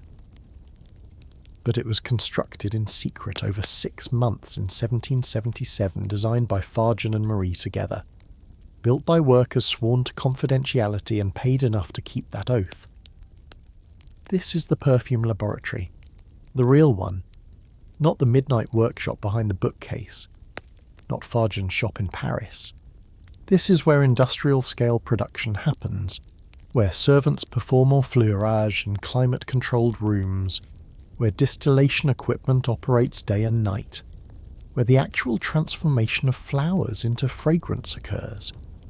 And almost nobody knows it exists. The exterior is deliberately boring plain stone, narrow windows, a single wooden door with no ornamentation. It looks like a storage building, maybe a workshop for estate maintenance, which is exactly the point. Marie has learned, painfully, that anything interesting attracts attention, and attention means gossip, and gossip means criticism, so the laboratory hides in plain sight, unremarkable enough that people look past it. But inside is extraordinary. You enter through a small antechamber where visitors, the few who are allowed entry, must remove their shoes and put on clean linen slippers. Scent contamination is the enemy. A perfumer who walks in smelling like horse manure or kitchen smoke or wood smoke from the fireplace will compromise every experiment in progress. So the antechamber contains washing basins, clean clothes, and explicit instructions written in Marie's handwriting about proper entry procedures. Past the antechamber, you enter the main laboratory space, and it's like stepping into an alchemist's workshop designed by someone with an unlimited budget. The room is 2 stories tall, with windows positioned to provide indirect northern light. Direct sunlight degrades essential oils. The walls are lined with shelves holding hundreds of bottles, each one labelled with Fargen's meticulous hand Damascus Rose Absolute. Batch the 17th of March 1777, Centifolia oil, steam distillation, June 1776, Violet Leaf Absolute, experimental batch. 3. Failed too green. In the centre of the room sits the main workbench, a massive oak table stained with years of spilled essences, scored with knife marks from cutting botanical samples, scattered with equipment that ranges from medieval to modern. Glass alembics for distillation, copper pots for heating, precision scales from Switzerland, thermometers from Germany, measuring cylinders graduated in millilitres, a unit of measurement so new that most French scientists haven't adopted it yet. Fargen is already here. Naturally. He practically lives in this building now, sleeping in a small room on the 2nd floor more often than he returns to his Paris apartment. He's bent over the workbench, examining something through a magnifying lens, so focused that he doesn't notice you enter. This is the version of Fargen that Marie prefers, not the polished businessman who flatters wealthy clients, but the obsessive craftsman who forgets to eat when he's solving a problem. The problem today involves the Violet Leaf Absolute. They finally managed to produce it 500 kilograms of violet leaves harvested over 3 weeks, processed using a technique Fargen adapted from an old Florentine manuscript, yielding exactly 1.3 ounces of Absolute. It should have been triumphant. Instead, it's a disaster, because the scent is wrong. It's too green, Fargen says without looking up. Overwhelmingly green, like crushed grass, like chlorophyll, like garden salad. There's cucumber in there, which we wanted, but it's drowning everything else. I don't know if it's the extraction temperature or the leaf-to-solvent ratio or something about the violets themselves. Marie enters. She has her own set of laboratory slippers now, embroidered with roses because she's still a queen even when she's doing chemistry, and moves to the workbench. She smells the Violet Absolute, and you watch her face change as she processes it. Yes, too green. But there's something in there, underneath the overwhelming vegetable scent. That's exactly what they need. It's like hearing a beautiful melody buried under static. You know, it's there. You just can't access it properly. What if we age it, she suggests. Everything else mellows with time. The Rose Absolutes smelled harsh when we first made them, and now they're perfect. Aging requires months, years, potentially, and we don't know if Violet Leaf Absolute ages well. There's almost no literature on this, no established protocols. Then we create the protocols, Marie says, and this is the pattern you've noticed over the past 3 years. Fargen presents problems. Marie insists on solutions that don't exist yet. They figure out how to make impossible things work. It's not always successful, but it's never boring. Historians still argue whether the Petit Trianon laboratory represented genuine scientific innovation or just wealthy dilettantism with expensive equipment. The evidence suggests both. They made real discoveries: the col d'enfleurage technique, the violet leaf extraction process, several blending methods that other perfumers later adopted. But they also wasted enormous amounts of money on failed experiments, pursued dead ends that proper training might have avoided. Approach problems with brute force rather than elegance. But brute force, when you have unlimited resources, sometimes works. Marie decides they'll make multiple batches of violet leaf absolute using different temperatures, different leaf maturities, different extraction times and age, all of them simultaneously. Whichever one develops best over the next year becomes the formula they use. It's inefficient, expensive, thoroughly unscientific, and likely to produce results that would take a more methodical approach years to discover. Do you remember the music analogy Marie uses for perfume structure? The laboratory embodies that philosophy. There's no systematic organization, no logical progression from simple to complex. Instead, there are themes being developed simultaneously, rosework in one corner, fixative experiments in another, attempts to create entirely new scent compounds in a third area, servants move between stations, carrying samples, cleaning equipment, taking notes at Farjon's direction. It looks chaotic, but there's an underlying structure, like an orchestra warming up before a concert, random sounds that will eventually resolve into harmony. The second floor of the laboratory is dedicated to storage and aging. Hundreds of bottles line specially constructed shelves, each one dated and numbered, tracking how scents develop over time. Some experiments have been here for 3 years, slowly transforming as molecular structures change. As sharper notes mellow, as components that seemed incompatible learn to coexist. Marie visits this floor alone sometimes, when the pressure of being queen becomes unbearable. Just walking among her collection of bottled time. She shows you one now, a small crystal bottle containing the very first formula she and Farjon created. Version 1 from that evening in the garden 4 years ago. It smells nothing like the current version. Of course, it's crude, unbalanced, dominated by Damascus rose with no subtlety or development. But she keeps it anyway, because it represents the beginning, the moment when she first realized she could create something that belonged only to her. Sometimes I wonder if we should have stopped here, she says, holding the bottle up to the light. The scent isn't perfect, but it's honest, simple. Now we're adding ambergris and civet and violet leaf absolute, and maybe we're just making it complicated because we can, not because it needs to be complicated. This is the closest you've heard Marie come to doubting the project.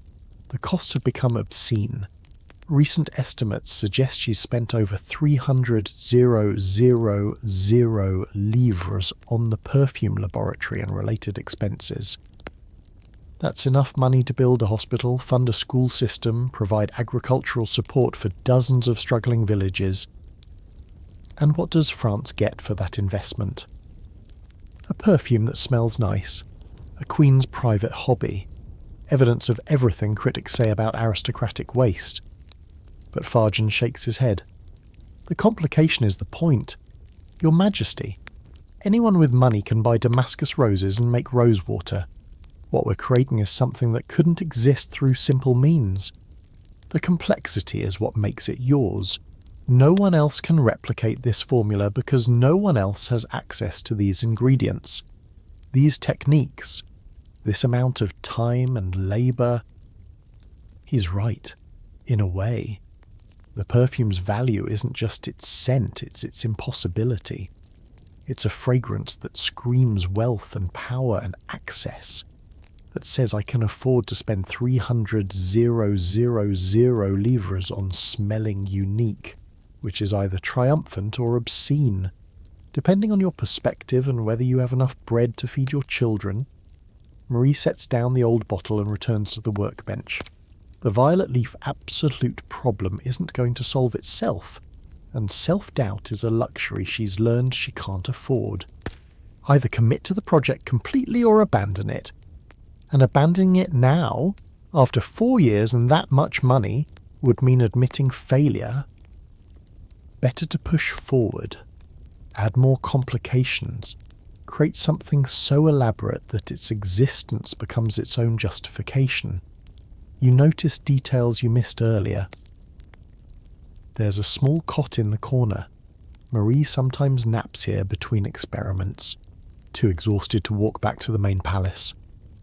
There's a writing desk covered in correspondence letters from botanical gardens across Europe, requests for rare specimens, offers from suppliers who've heard rumours about the Queen's perfume project. There's a locked cabinet you don't ask what's inside, but you notice it has 3 separate locks, which suggests something valuable or dangerous or both. The laboratory also has secrets within secrets, behind a false panel in the wall. Marie keeps a private collection perfumes she's acquired from around the world, some purchased, some gifts, some stolen from her mother's collection before leaving Vienna. Russian rose perfumes heavy with musk, Italian citrus colognes bright and sharp, Ottoman attars thick and sweet. She studies them when she's stuck, trying to understand what makes each one work, stealing ideas, finding inspiration in scents created by cultures with completely different aesthetic traditions. Varjan discovers her smelling the Ottoman attar one afternoon. It's jasmine dominant, almost painfully sweet, with undertones of honey and tobacco. Nothing like what they're creating, but fascinating in its otherness. "What do you think?" she asks, holding out her wrist where she's applied a tiny amount. He smells it carefully. Interesting. The jasmine is probably Jasminum sambac Arabian jasmine, different from the French varieties. And that sweetness is probably jaggery, unrefined cane sugar. Is very direct, no subtlety, no development, just an immediate wall of sweetness. "I like that about it," Marie says. "It's not trying to be sophisticated. It just is what it is, unapologetically." This might be the most revealing thing she's said about perfume, because what she's creating with Varjan is the opposite, endlessly sophisticated, carefully developed, apologetic in every layer because it has to justify its own existence through sheer artistic achievement. The Ottoman attar doesn't need justification. It smells sweet because sweetness is pleasant, and that's enough. But Marie can't make something that simple. She's the Queen of France, not some anonymous woman in Istanbul. Everything she creates will be scrutinized, criticized, assigned political meaning it doesn't have. So the perfume has to be perfect, not just good, not just pleasant, but transcendent enough that even her harshest critics have to acknowledge its artistry. Which brings you back to the violet leaf problem. They spend the next 6 hours experimenting with different aging conditions, some bottles stored in darkness, some in indirect light, some at cool temperatures, some slightly warm. It's tedious work, requiring precise documentation of every variable. But this is what real innovation looks like. Not sudden flashes of genius, but patient trial and error, systematic exploration of possibilities, willingness to fail repeatedly until you finally succeed. By evening, they've created 40 different test batches, each one slightly different, each one labelled and catalogued and stored in specific conditions. In 1 year, they'll evaluate all 40 and choose the best, or possibly none of them will work, and they'll have to start over. This is the gamble investing enormous effort with no guarantee of results. Marie leaves the laboratory as the sun sets, transforming back into a queen for the evening's court obligations. But part of her stays here, among the bottles and experiments and possible futures. This building, this secret space, represents the only version of herself that isn't constantly performing, constantly being judged, constantly failing to meet impossible expectations. Here, she's just someone trying to make something beautiful, and sometimes, briefly, that's enough. You're in Paris, not Versailles, reading a pamphlet you bought for 2 sous from a street vendor. The illustration on the front shows a grotesque caricature of Marie Antoinette, her hair impossibly tall, her dress ridiculously wide, her nose elongated to suggest greed or perhaps something else, something more cruel. The title reads, "The Austrian Whore's Perfumed Poison, How Your Queen Spends Your Bread Money on Stinking Herself Up While Your Children Starve." The prose inside is worse. Vivid, obscene, packed with numbers that might be true or might be invented, it's hard to tell. And the pamphlet's authors aren't particularly concerned with accuracy. They claim Marie spends 500,000 livres annually on perfume. They claim she bathes in rosewater while peasants drink contaminated well water. They claim her perfumer is actually her lover. Because of course they do. Because Marie Antoinette can't have any male relationship that isn't immediately sexualized in popular imagination, but buried in the vulgarity and exaggeration. There's something real. The pamphlet lists specific ingredients. Ambergris, civet, imported roses that suggest someone with actual knowledge fed information to the writers. It mentions the Petit Trianon laboratory, which is supposed to be secret. It describes enfleurage processes in enough detail that they must have interviewed servants or bribed someone with access. This isn't just speculation and gossip. This is industrial espionage turned into propaganda. The date on the pamphlet is July 1779. Marie has been queen for 5 years.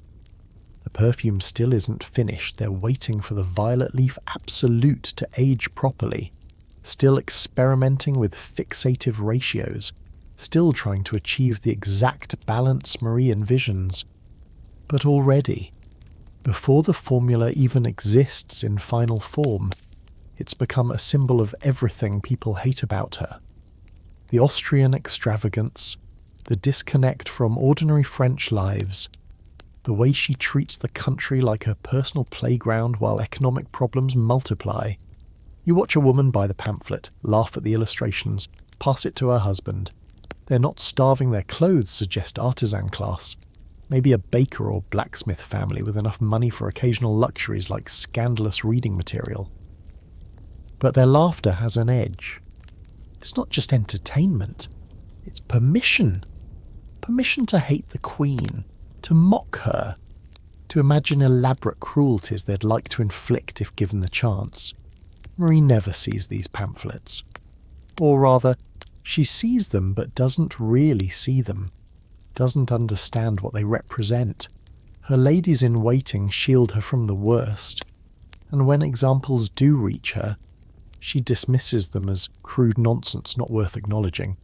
This is possibly her greatest failure of political imagination, her inability to understand that crude nonsense, repeated often enough, becomes truth in popular consciousness. But her advisors understand, and they're terrified. You're at a meeting now, in Versailles, where several ministers are trying to convince Marie to shut down the perfume project. They're being diplomatic about it. Nobody directly tells a queen she's made a mistake, but their message is clear.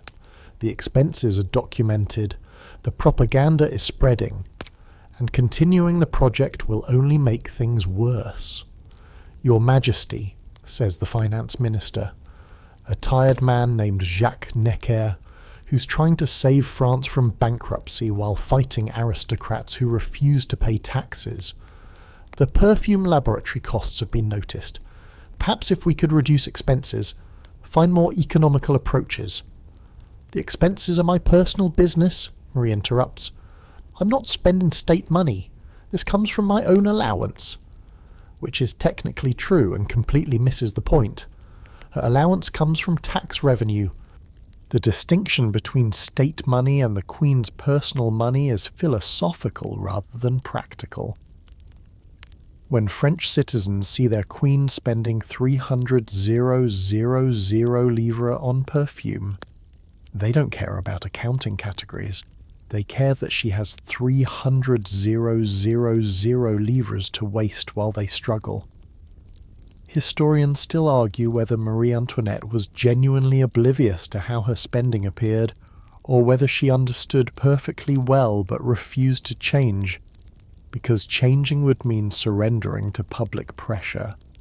Her defenders note that male royalty spent equivalent amounts on hunting, gambling, military uniforms, mistresses. Why should perfume be different? Her critics argue that those other expenses had different symbolic resonances, that perfume specifically fed into narratives about feminine frivolity and vanity. The meeting continues for 2 hours, going nowhere.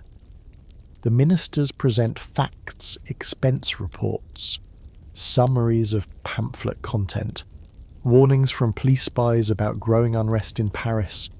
Marie listens politely and ignores everything. She's learned that ministers always worry, always present worst-case scenarios, always want her to be less visible, less interesting, less herself. She's tired of being managed.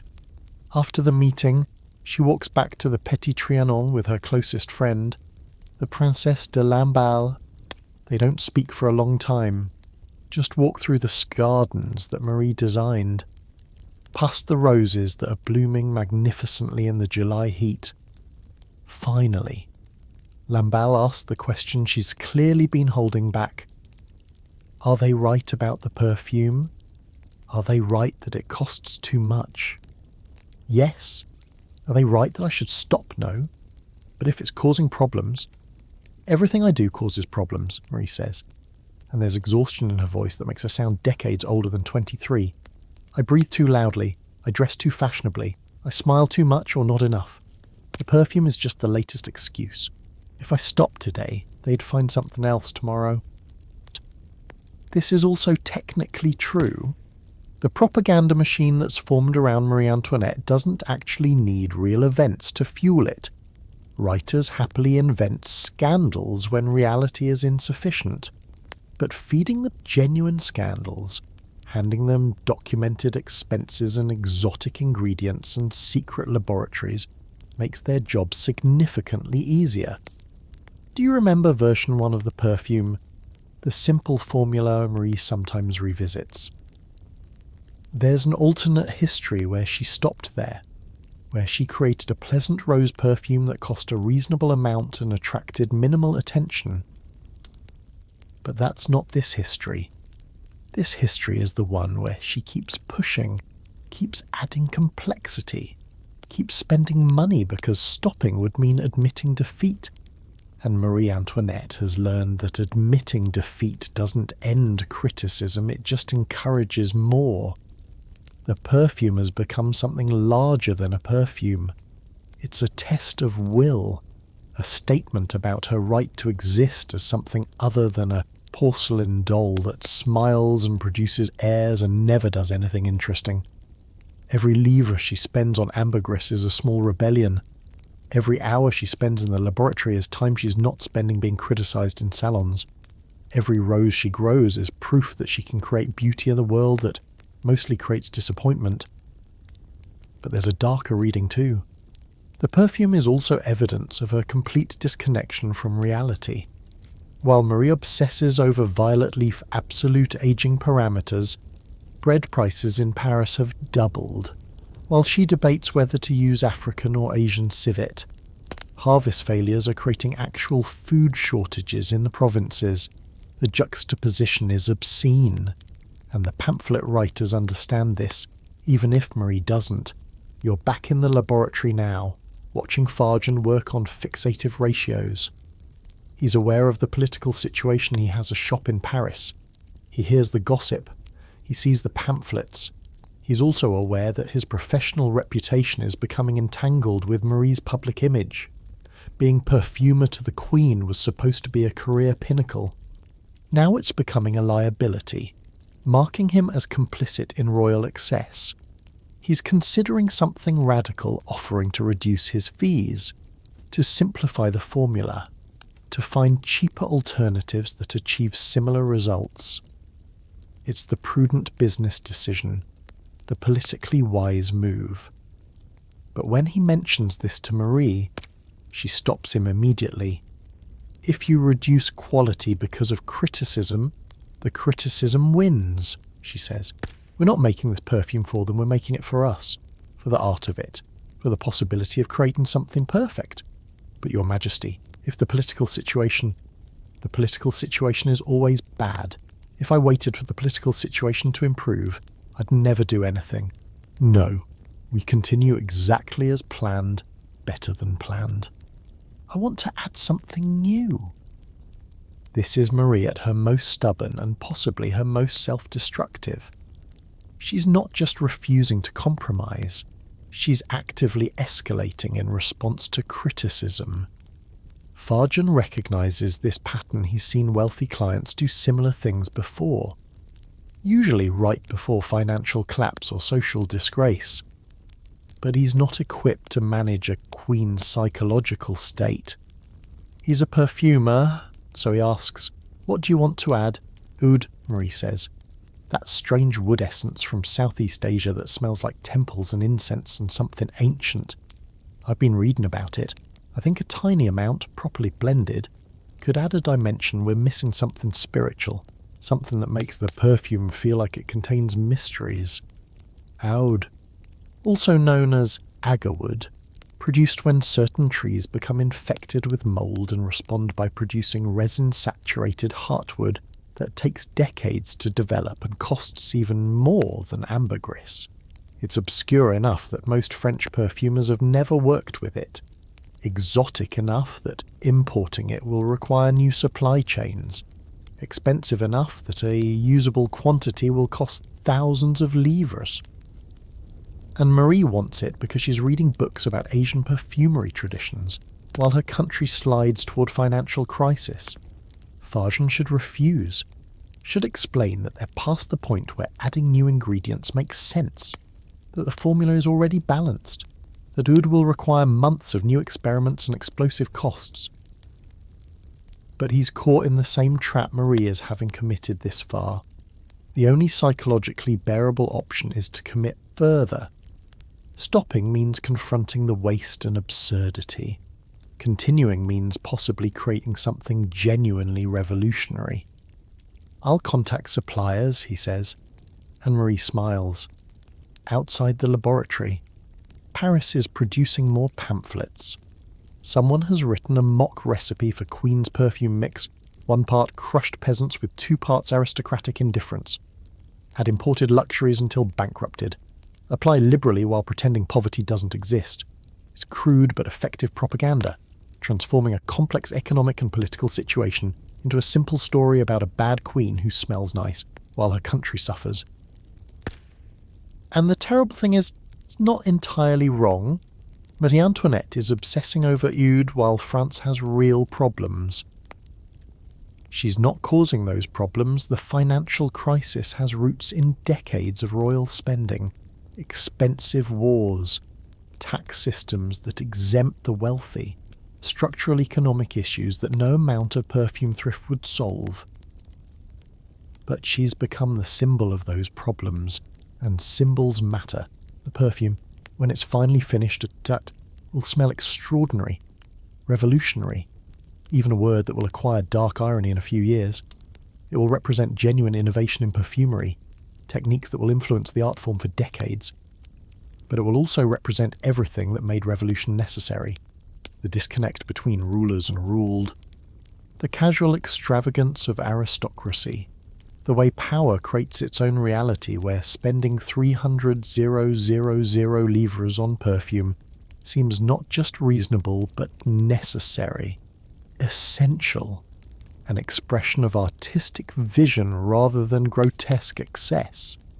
Marie doesn't see this yet. She's ordering out samples and planning new experiments and existing in a bubble where perfume is the most important thing in the world. Reality will intrude eventually, violently, permanently. But right now, in July 1779, she's still a queen who believes she can control her own scent, if nothing else. And maybe that's the saddest part, how small her ambitions have become, and how even those small ambitions will be taken from her. You're watching servants pack the laboratory. It's October 1789, and the world has changed so completely in the past 3 months that the perfume project seems like a relic from a different civilization, which, in a way, it is. The civilization that had time and money and safety enough to spend years perfecting a scent that civilization is gone, replaced by something violent and uncertain and very, very angry. The perfume formula is finally complete. Version 127 finalised in June 1789, just weeks before the Bastille fell. It sits in a locked case, 50 bottles of the most expensive perfume ever created, each one containing essences extracted from over 100,000 rose petals. Ambergris from whales that swam oceans Marie will never see. Civet from African animals she'll never encounter. Oud from Southeast Asian forests she can barely imagine. Violet leaf absolute that took 3 years to age properly. And a dozen other components blended with such precision that the formula requires a 30-page document to describe fully. Each bottle is worth approximately 6,000 livres.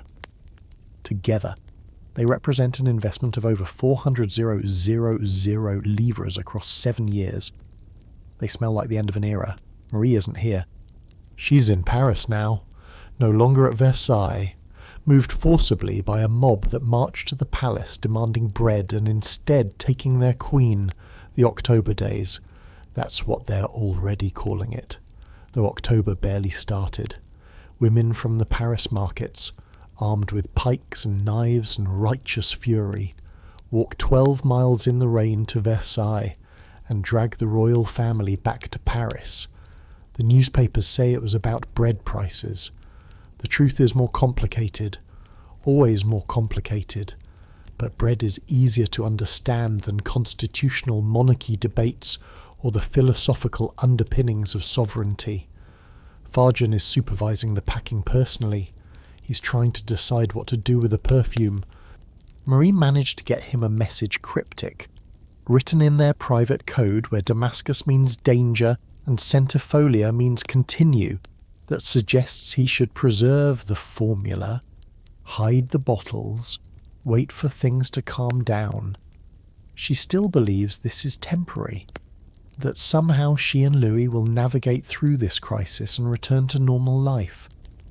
She still believes there's a future where she wears her perfume to court functions, and the biggest problem is whether the violet leaf base notes develop properly on warm skin. Farjan knows better. He's in Paris constantly now. He hears the street rhetoric. He understands that something fundamental has broken. The mob that took Marie to Paris wasn't asking for better government or reformed taxes. They were calling her names, threatening violence, treating her like an enemy rather than a queen. The pamphlets have escalated from mockery to genuine hatred. Someone published Marie's perfume expenses alongside casualty reports from food riots, creating an equation that's mathematically dishonest but emotionally devastating. Do you remember Marguerite, the servant who performed the Damascus Rose en Fleurage? She's part of the packing crew today, carefully wrapping bottles in silk before placing them in wooden crates. She's not being paid for this. The royal household accounts are frozen, and nobody knows when servants will receive wages again. She's here because Farjan asked, and because 7 years of work deserves a proper ending, even if that ending is storage rather than celebration. She picks up one of the perfume bottles, holds it up to the October light. The liquid inside is pale gold, slightly viscous, unremarkable looking. She unstoppers it carefully and takes the smallest sniff. The scent unfolds slowly, opening with bright rose notes that immediately darken into something richer, more complex, the Damascus sharpness she knows so well, but transformed by everything else, by the week she didn't participate in creating. It's beautiful. It's also obscene. Marguerite tries to calculate how many hours of labour this single bottle represents. Her 42 days on Damascus en Fleurage, multiplied by servants working on 6 other rose varieties, plus distillation work, plus mixing, plus Farjan's consultations, plus Marie's own time, thousands of hours, tens of thousands, probably. Enough labour to build houses, dig wells, plant crops that would actually feed people, all compressed into this small bottle of golden liquid that exists solely to make one woman smell nice. She wants to smash it. Not from hatred, exactly, but from something more complicated, a desire to break the thing that represents the world that's ending, to destroy this perfect artifact of aristocratic waste. But she doesn't. She wraps it carefully, places it in the crate with the others, moves on to the next bottle. Because destroying it doesn't accomplish anything except losing the work she already invested. And maybe, somewhere underneath the anger and frustration, there's still pride in having created something beautiful, even if the beauty was built on injustice. Historians still argue whether Marie Antoinette understood what was happening in October 1789, whether she grasped that the move to Paris was permanent, that monarchy as she knew it was finished, that the perfume project and everything it represented was now evidence against her rather than expression of her. Her letters from this period are optimistic in a way that seems either brave or delusional. She writes to Fargen about formula variations they might try when things settle down. She asks about the oud supply. Apparently the recent shipment had quality issues that need addressing. She's planning perfume adjustments while political pamphlets are calling for her execution. But maybe that's not delusion. Maybe it's survival. Maybe focusing on perfume is the only way she can maintain sanity when everything else is collapsing. The formula is finished, stable, controllable, unlike her marriage, her position, her future, her life. The perfume works. She can smell it and know exactly what it contains, understand how each component contributes to the whole, feel certain that if you follow the recipe precisely, you'll get the same result every time. Nothing else in her world offers that kind of certainty anymore. The crates are sealed now. 48 bottles remaining.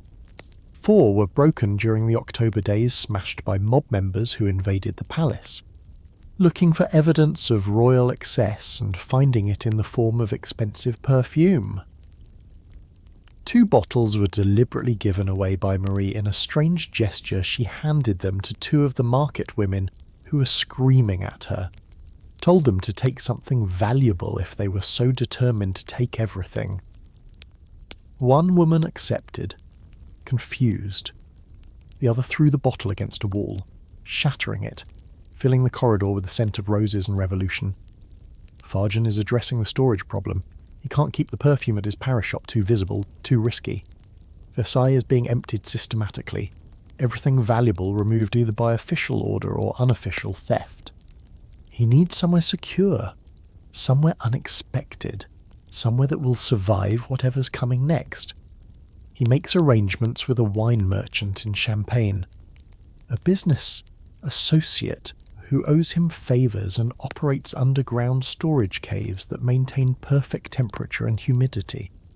The perfume will go there, disguised as expensive wine, catalogued under false labels. If Marie returns to power, and increasingly unlikely if she can reclaim it, if not, well, perhaps someday the bottles will be worth something as historical curiosities. Perfume created by the last queen of old France. Bottled evidence of the excess that sparked revolution. The formula itself presents different problems. Fargen has it memorized. Naturally, 7 years of work tends to encode things pretty deeply in memory. But he's also documented it exhaustively in his personal ledgers, with detailed notes about every component, every ratio, every technique they developed. Those ledgers are dangerous now. They contain expense records that could be used as evidence against Marie in whatever trials are coming. They contain his own fees, which might look like profiteering. They contain correspondence with foreign suppliers that could be read as suspicious international connections. He should burn them. The prudent move is destroying anything that connects him too closely to royal extravagance. But he can't bring himself to do it. 7 years of innovation, of genuine scientific and artistic achievement, reduced to ash. He's not brave, Particularly, he's already making plans to downplay his royal connections, to rebrand himself as a perfumer who served all of Paris. Not just the Queen, but destroying the ledgers feels like erasing proof that the work mattered, that it was real, that it achieved something beyond scandal and waste. So he makes copies, encrypted copies, using a simple substitution code where ingredient names are replaced with arbitrary words. Damascus becomes philosophy, centifolia becomes architecture, ambergris becomes theology. The ratios are preserved accurately, but without the key. The documents read like incomprehensible philosophy texts. He sends copies to 3 different locations, one to England with a perfumer friend who emigrated last year, one to his family in Grasse, one buried in a sealed box in his shop's basement. The originals he keeps hidden in a false-backed drawer in his bedroom. You're watching history being preserved in real time, seeing how knowledge survives chaos. The perfume itself will mostly disappear. Some bottles will be found and destroyed during the Terror. Others will degrade as seals fail over decades. But the formula will survive, scattered across multiple locations, waiting for someone who cares enough to reconstruct it. Marguerite finishes packing the last crate. She's been quiet all day, unusually so, and Farjan notices. "Are you all right?" she laughs, but it's not a happy sound. "I'm trying to decide if I wasted 7 years of my life making perfume for a queen who's probably going to be executed, or if I learned skills that might help me start my own business someday. Both seem true." "Both are true," Farjan says. "History is like that, especially the history we're living through right now." They stand together in the nearly empty laboratory, surrounded by crates ready for transport, equipment that will be sold or stolen, the physical infrastructure of an art project that cost more than most people earn in 10 lifetimes. The building will probably survive. It's too plain to be obviously royal, too functional to be worth destroying. But its purpose is finished. No more midnight experiments. No more roses processed into essence. No more Marie arriving in her dressing gown, excited about some new idea she read about in an obscure botanical text. "Do you think she understands?" Marguerite asks. "That it's over?" "No," Farjan says. "Not yet. Maybe not ever. Some people are too optimistic to understand when they've lost." This might be the kindest interpretation of Marie Antoinette's failure, not stupidity or malice, but an excess of hope, an inability to believe that the world could actually be as cruel as it's becoming. She thought she could survive through charm and adjustment, and eventually people would forgive her for being Austrian and spending too much and failing to produce an air quickly enough. She thought perfume was an apolitical hobby, that art existed somehow separate from politics. She thought wrong, but the thinking itself, the belief that beauty matters, that individual expression deserves protecting, that the pursuit of perfection justifies extraordinary effort, maybe that wasn't entirely wrong. Maybe the problem wasn't the perfume, but the context, the timing, the way personal art projects look when conducted by queens during financial crises. The crates leave at dawn, loaded onto unmarked wagons, heading northeast toward Champagne. Farjan watches them go, wondering if he'll ever see them again, if Marie will ever wear her perfume, if the formula will survive long enough for anyone to care. The laboratory stands empty behind him, still smelling faintly of roses despite the ventilation, despite the month since the last batch of enfleurage. Scent memory lingers longer than other memories, longer than glory, longer than power, sometimes longer than life itself. In Paris, Marie receives word that the perfume has been secured. She cries, which surprises her attendants who've watched her maintain composure through mob violence and forced relocation. But the tears aren't about the perfume specifically, they're about everything it represents. The life she had, the freedom to create something pointless and beautiful, the possibility of having secrets, private projects, small rebellions against the role assigned to her. That life is over. She knows it now, even if she can't quite admit it. The woman who spent 7 years perfecting the fragrance is gone, replaced by a prisoner who will spend the next 4 years being slowly destroyed by revolution. But somewhere in Champagne, in a cool, dark cave, 48 bottles wait, and maybe that's enough, not salvation, not vindication, just evidence that once, briefly, impossibly, a queen made perfume, and it was perfect. You're in the Tuileries Palace in Paris, and Marie is learning what it means to be a prisoner who's still technically a queen. It's March 1796, months after the forced move from Versailles, and the rules keep changing in ways that make no sense. She's allowed to receive visitors, but only approved ones. She can write letters, but they're read by committees.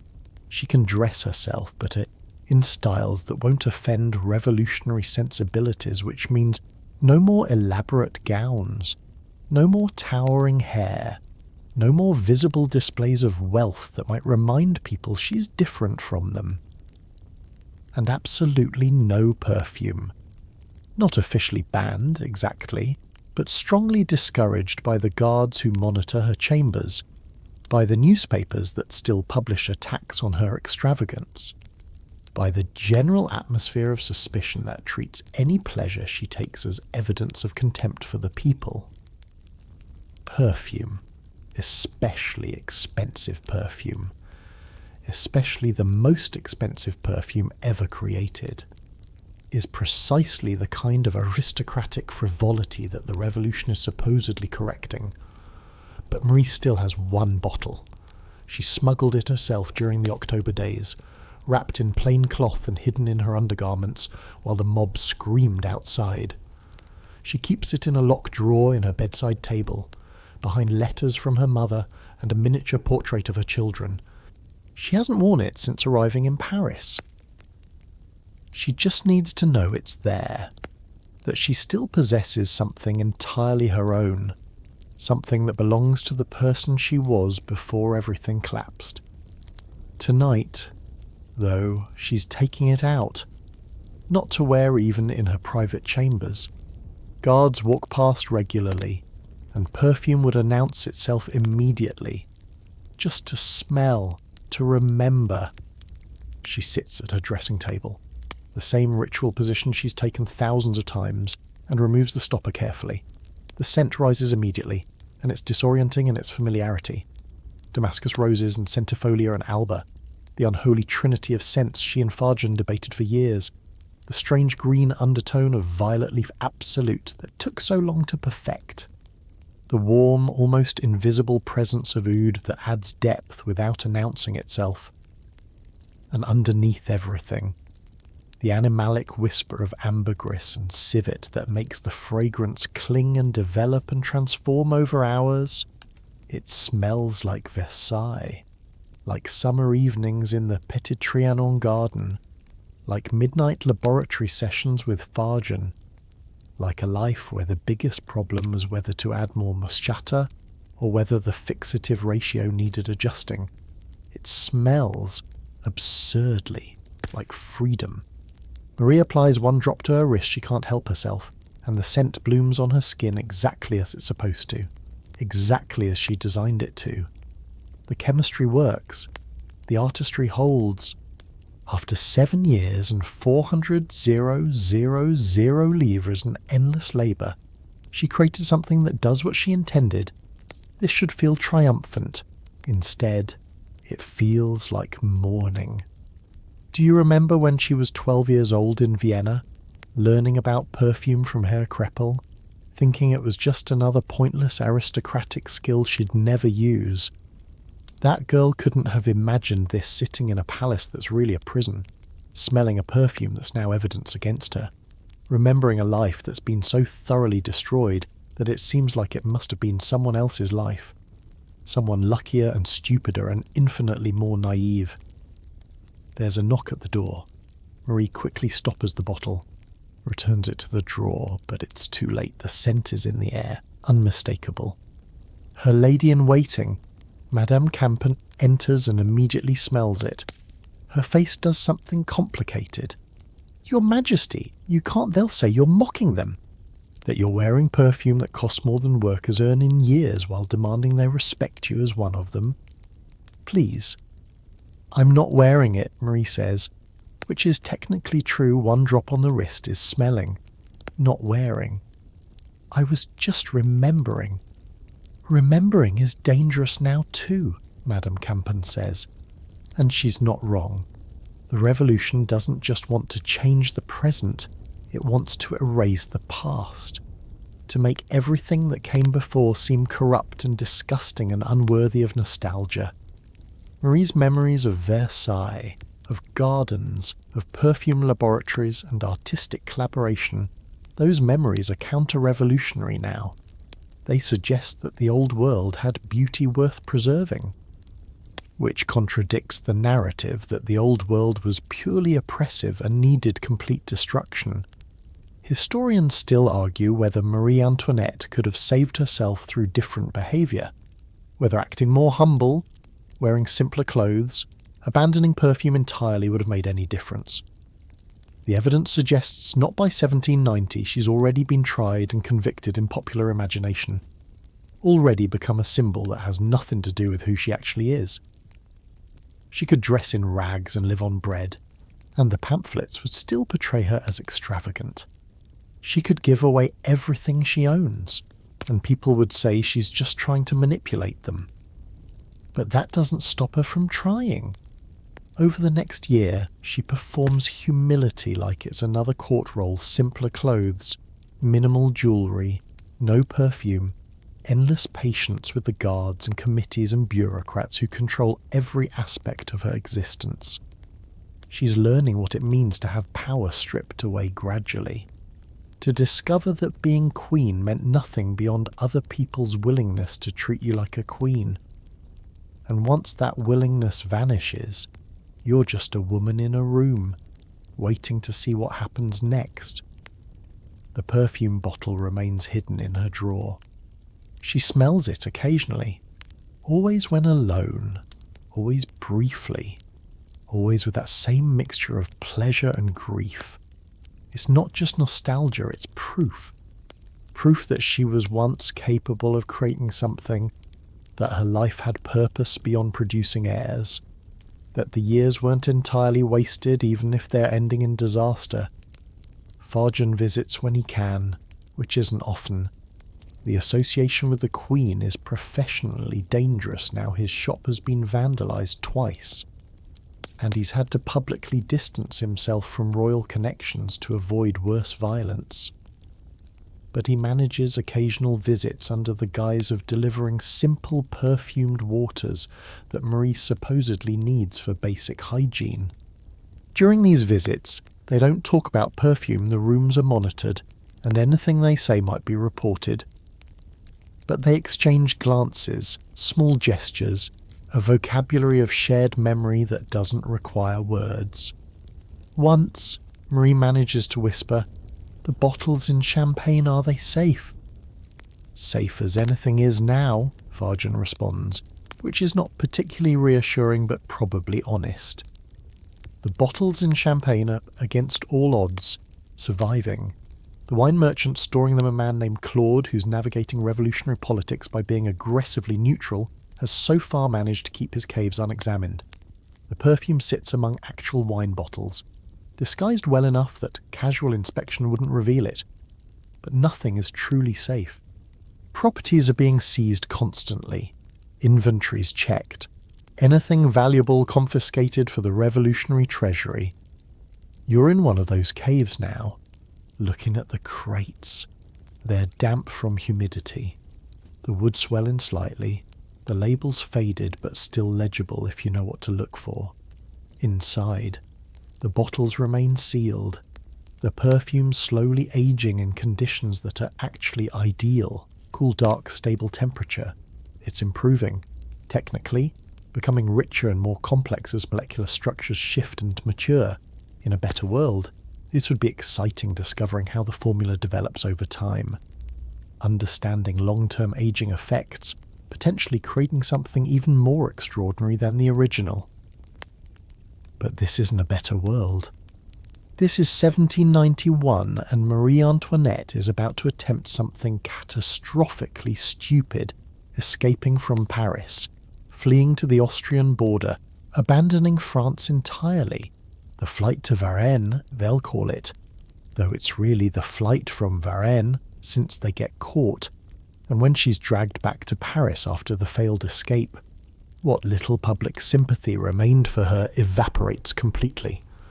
She's not just an extravagant queen anymore, she's a traitor who tried to abandon France, probably planning to return with foreign armies to slaughter patriots and restore absolute monarchy. The perfume, which was already evidence of her excess, becomes evidence of her essential foreignness. She never really became French. The pamphlets say she spent years importing exotic ingredients from everywhere except France, learning techniques from Turkish gardeners, consulting with grass perfumers who might as well be foreigners given how isolated that region is. The perfume itself was always Austrian at heart. They claim a foreign contamination disguised as French luxury. This is obvious nonsense. The perfume used French roses, French labour, French artistry, but facts matter less than narrative, and the narrative is that Marie Antoinette was always a foreign agent, always loyal to Austria over France, and everything she did, including perfume, was part of that betrayal. The scent she spent 7 years creating becomes evidence of crimes she didn't commit, transformed through revolutionary rhetoric into something sinister. Do you remember the servants who performed enfleurage, who distilled roses, who documented every step of the process? Some of them are being questioned now, asked to testify about royal excess, to describe in detail how much was spent and wasted. Marguerite, the young woman who handled Damascus Rose Enfleurage, finds herself in front of a revolutionary committee, being asked to calculate the cost of the perfume in terms of bread loaves. How many families could have been fed with the money spent on ambergris? How many workers' wages does one bottle of perfume represent? She answers honestly, because lying would be dangerous, and her answers are exactly what the committee wants. Yes, the expenses were enormous. Yes, the Queen seemed unconcerned about costs. Yes, the perfume was absurdly luxurious given France's economic situation. All true, all damning, all carefully recorded for future use. But Marguerite also says something unexpected. The perfume was beautiful, though I've never smelled anything like it. I don't think anyone ever will again. The committee members stare at her. Beauty is not a legitimate defence. Beauty doesn't excuse waste. Beauty is actually suspect. It's what aristocrats use to distract from oppression, to make exploitation seem elegant. The revolution is supposed to value substance over style, utility over aesthetics, bread over perfume.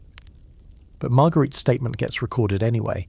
A small note in testimony that's otherwise entirely damning, the accused servant admits the perfume was beautiful.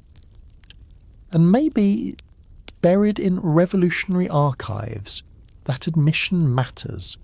Maybe it's evidence that even people who were exploited by the perfume project, who worked unpaid labour in its final days, who watched their queen prioritise scent over survival, even they could recognise that the thing created was genuinely extraordinary.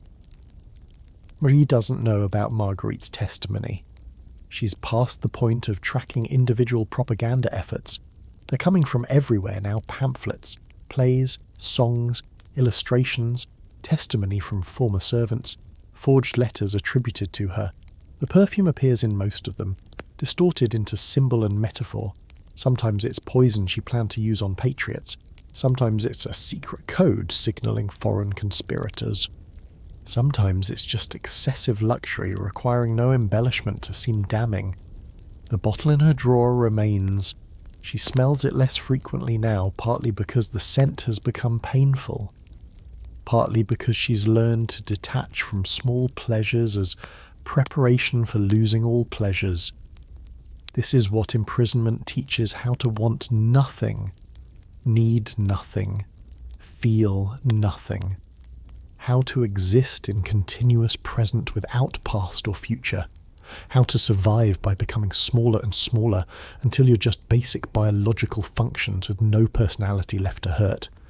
But occasionally, late at night when guards are less attentive and Madame Campan is sleeping, Marie takes out the bottle, applies one invisible drop to her wrist, breathes in slowly, and for just a moment, she's not a prisoner. She's a queen who made perfume, and the perfume was perfect. And that has to count for something, even if history remembers nothing else. It doesn't count for anything. History will remember the waste, the excess, the tone-deaf luxury while France suffered. But Marie doesn't know that yet. Right now, in her locked room in the Tuileries, she just breathes in roses and revolution, and tries to remember what it felt like to be free. You're watching Marie bathe, which sounds voyeuristic but is actually protocol.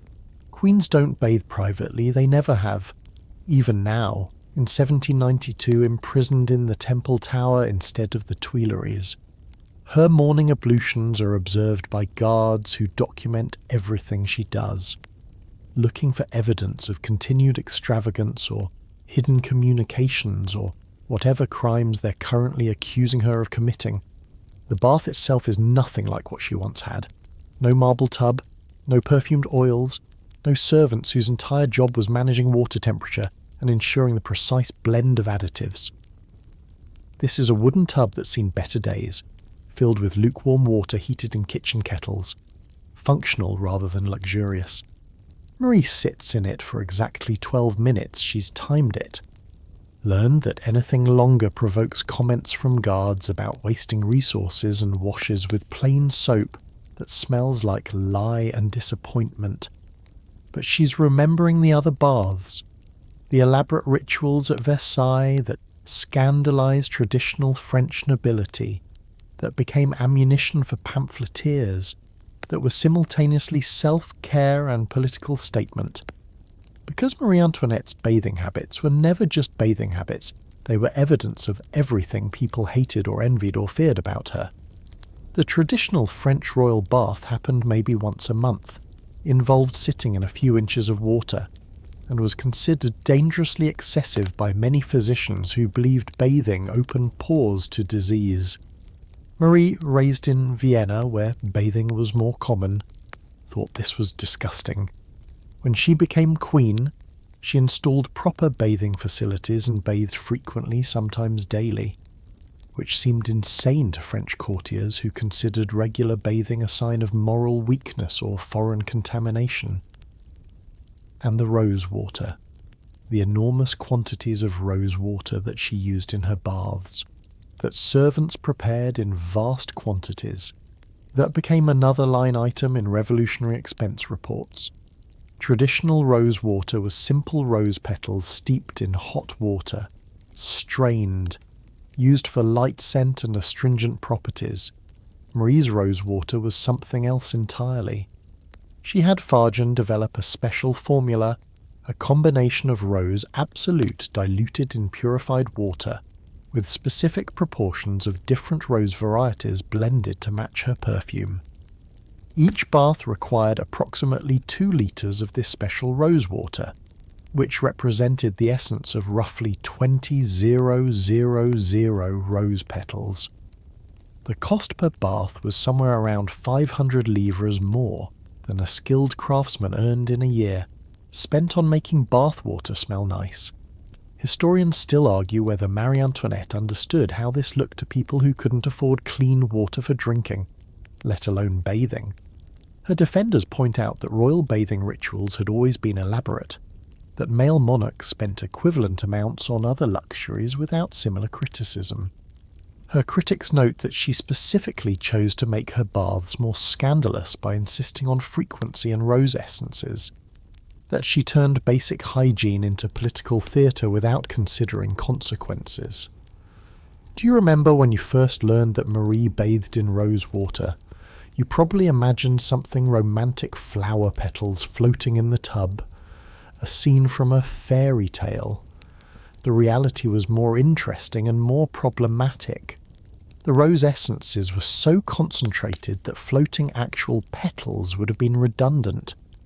The water was slightly oily from the absolutes, left skin feeling different, softer, but also subtly scented for hours afterward.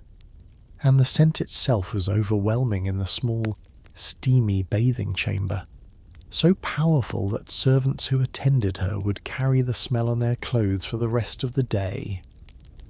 This became its own scandal. Servants emerging from the Queen's morning bath, reeking of expensive roses, walking through palace corridors and announcing through scent alone that they'd been in her presence. It created a hierarchy of access. Those who smelled like roses had direct contact with the Queen. Those who didn't were further from power. Perfumer's social status indicator. Perfumer's evidence of proximity to royalty. Marie is thinking about this now, sitting in her prison bath that smells like cheap soap and metal pipes. She's remembering one particular bath from 1780, maybe the peak of the perfume project, when Farjan had just successfully blended the violet leaf Absolute, and they were testing whether it worked in bathing applications. She'd spent 2 hours in the tub that afternoon, scandalous, excessive, glorious, while the rose water slowly revealed all its complexity. The way scent developed differently in steam, how heat opened certain notes and muted others, how skin absorbed fragrance molecules and then released them gradually over the day. That bath cost approximately 1,000 livres because they used double the usual amount of rose essence. Farjan documented it meticulously. He was trying to understand how perfume behaved in water, whether bathing could be a delivery mechanism for scent that was more subtle and longer lasting than direct application. The answer was yes. Bathing worked beautifully, but at costs that made even Marie hesitate briefly before deciding she didn't care about costs. The guards watching her now would love to know what she's thinking about. They're documenting everything: how long she bathes, whether she uses soap excessively, if she shows any signs of the haughtiness they've been told defines aristocratic character. They're writing reports that will be read by committees, compiled into evidence, potentially used in trials. Even her bathing is political now. Even basic hygiene becomes proof of something. But they can't read her mind. They don't know she's remembering rose water, calculating how many of her elaborate Versailles baths could have been funded by selling off the current prison, wondering whether her younger self would recognize her current self or dismiss her as an imposter who gave up too easily. Madame Campan, one of the few ladies in waiting still allowed to attend Marie, brings a rough towel.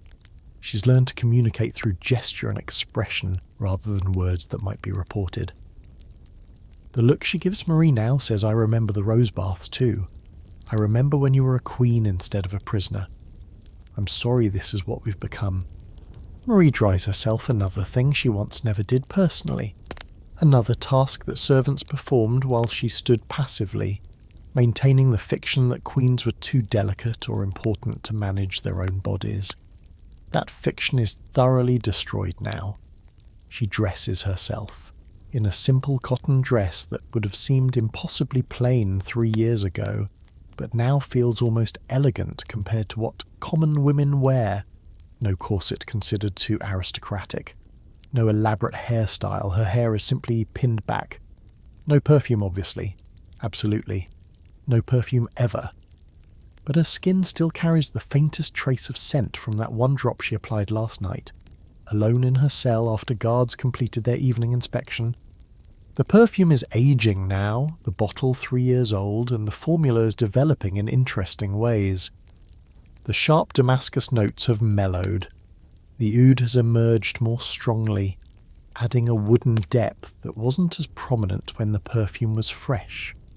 The violet leaf Absolute, which took so long to age properly, is finally showing why it needed that aging. It's integrated completely now, creating a green undertone that makes the whole composition feel alive rather than preserved. It's becoming the perfume she always imagined, which is, of course, when she has no use for it. Do you remember the concept of fixatives? The way ambergris and civet make perfume cling to skin and develop over hours? That's what's happening now, invisibly, as Marie moves through her day. The guards smell something, but they can't quite identify it, just a pleasant scent that seems to follow her. That makes the prison air briefly less oppressive. They assume it's soap or laundry water or something mundane.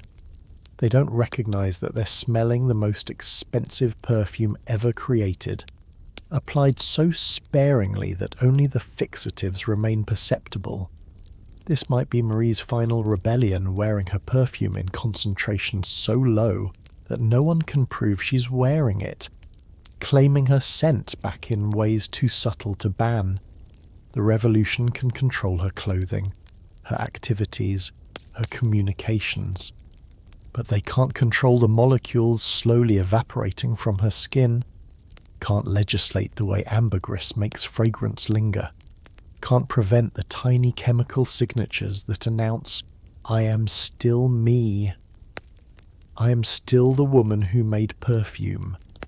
You have not entirely erased who I was." Farjan would appreciate this if he knew.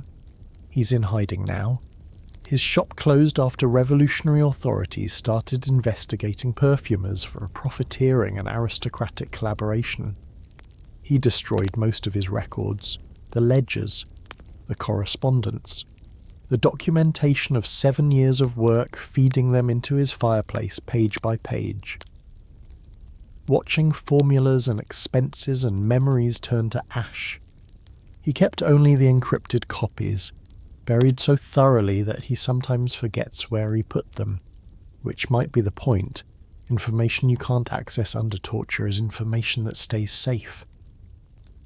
But he remembers the perfume.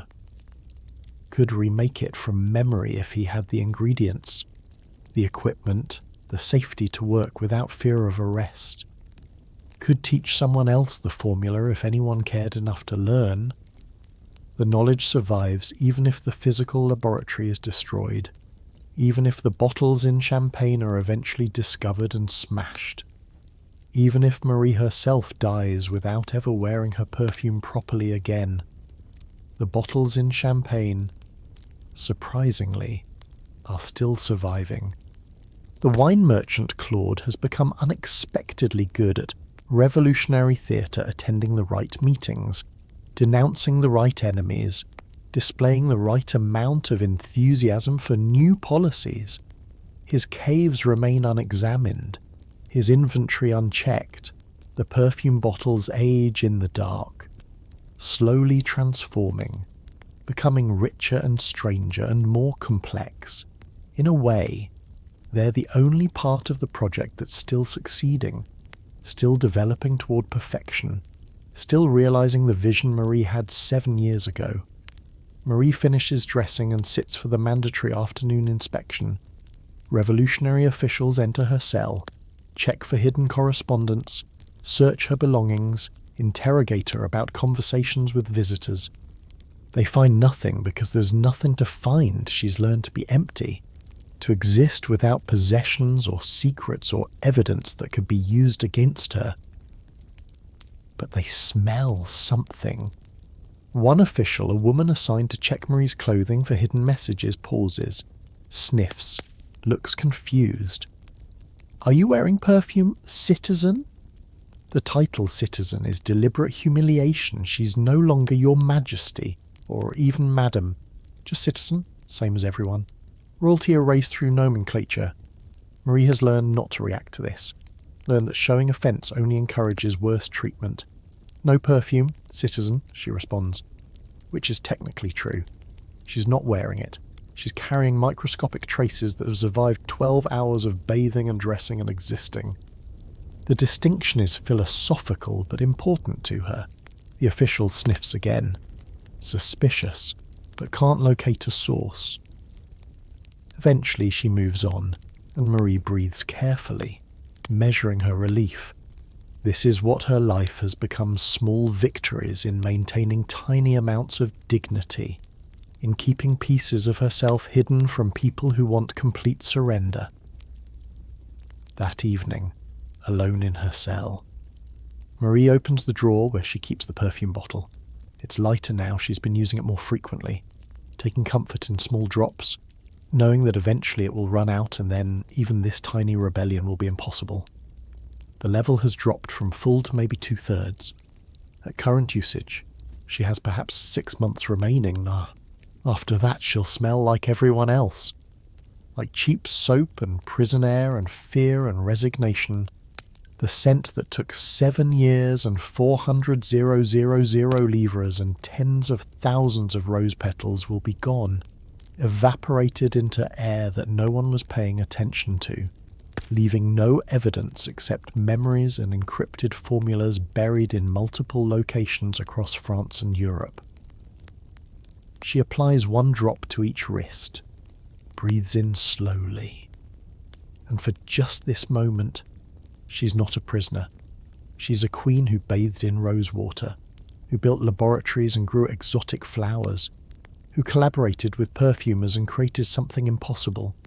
The guards don't know, history won't care, but Marie knows, and maybe that's enough.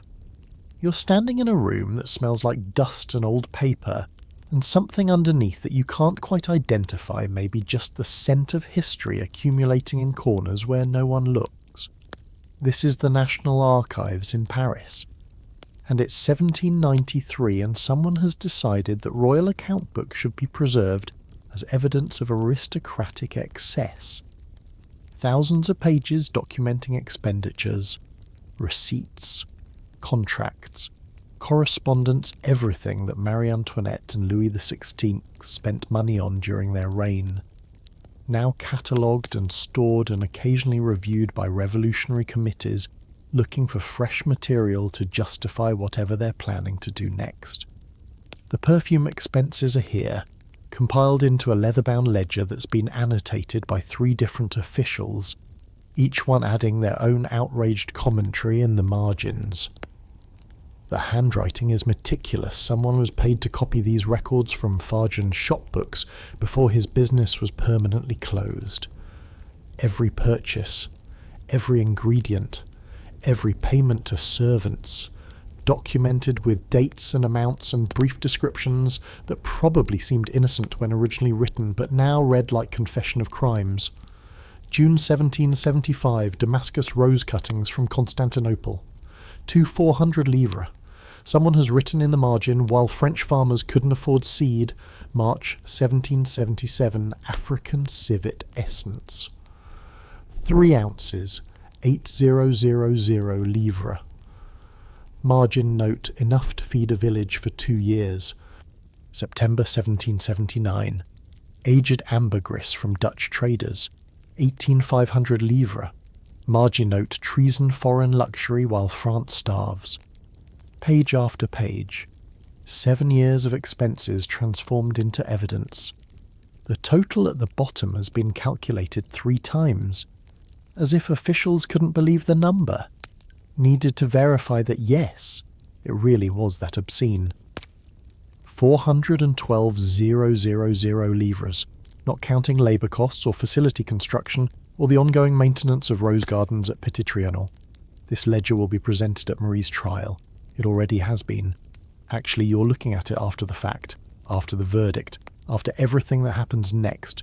The prosecutors used it as Exhibit 47, physical proof of royal contempt for the people. They brought in Marguerite, the servant who performed Damascus enfleurage, to testify about labour conditions. They called Fargen himself, though he managed to avoid the worst by claiming he was just a businessman serving a client. That he repeatedly suggested less expensive alternatives that the Queen refused. Whether that's true is debatable. Fargen's encrypted notes, buried in his shop basement, tell a different story, one of collaborative enthusiasm, of Marie's genuine artistic vision, of mutual obsession with perfection that overrode financial concerns. But those notes are hidden, encrypted, inaccessible. What's available is this ledger, these numbers, this narrative of a queen who spent 412,000 livres on perfume while France disintegrated.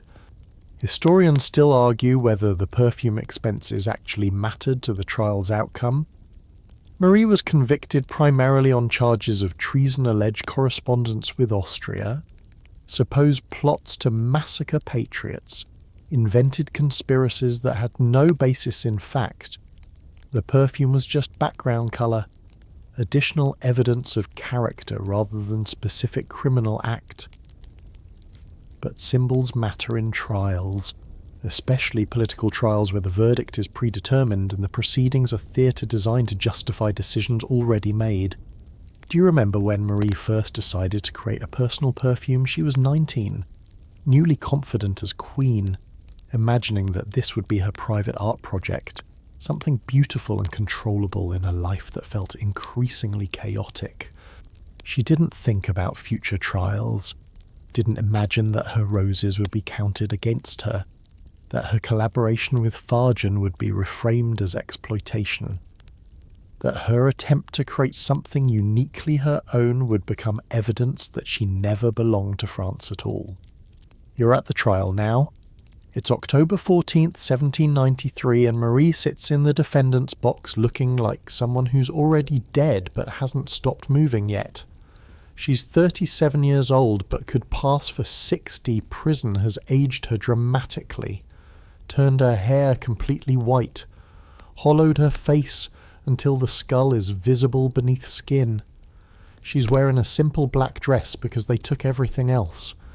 Her hands are chained, which seems excessive given that she's one woman surrounded by armed guards. But the chains are symbolic, demonstrating that queens can be bound, that power can be broken, that revolution means no one is untouchable. The prosecutor is reading from the ledger. He's good at his job, knows how to make numbers sound like moral condemnation. 412,000 livres, he repeats, letting the sum hang in the air. Enough to build 3 hospitals, enough to provide bread for thousands, spent on perfume, on making one woman smell pleasant while children starved in Paris streets. Marie doesn't respond. She's learned that responding is useless, that anything she says will be twisted, that the trial is performance rather than adjudication. But she's listening, and you can see her face change slightly when he mentions specific ingredients. The Damascus roses, she remembers choosing those. The violet leaf absolute, she remembers the 3 years of aging, the patient waiting for the formula to develop properly. The ambergris, she remembers the day Fargen first showed her that grey chunk of whale secretion. Remember how its scent transformed everything. The prosecutor calls Marguerite to testify. She's 26 now. No longer the teenager who pressed rose petals into fat for 42 days. She's radicalised, or performing radicalisation, it's hard to tell which. Maybe both. She describes the working conditions, the endless labour, the way servants were treated as invisible during the Queen's perfume experiments. Everything she says is true. Everything she says is also incomplete, leaving out her own pride in the work, her fascination with the process, the complexity of being both exploited and engaged. Did the accused queen ever thank you for your labour? The prosecutor asks. No, citizen prosecutor. Did she ever acknowledge the value of your contribution? She barely acknowledged our existence. Citizen. This is only partially true. Marie did thank servants occasionally, did recognise their work, though probably not as much as she should have. But partial truth serves revolutionary purposes better than complete truth. So partial truth is what gets recorded in trial transcripts and newspaper accounts and the historical record that future generations will inherit. Fargen testifies next, looking terrified, which is appropriate since he's navigating the narrow space between condemning his former client and appearing complicit in her crimes. He confirms the expenses, explains the technical processes in ways that make them sound even more absurdly luxurious. distances himself from the artistic ambitions that he actually shared. He's performing survival, saying what needs to be said to avoid the guillotine, and Marie watches him do it with something like understanding. She doesn't expect loyalty now. Loyalty is another luxury the revolution has made obsolete. The prosecutor asks Farjan, in your professional opinion, was this perfume project necessary? No, citizen prosecutor. It was extravagant, excessive, a vanity project without practical purpose. And did you attempt to dissuade the accused from such excess? Many times, citizen, she insisted on the finest ingredients regardless of cost. Some of this is true. Some of it is self-serving distortion. All of it is going into the official record as fact, becoming the story that history will tell about Marie Antoinette and her perfume, a story of waste and vanity and contempt for the people.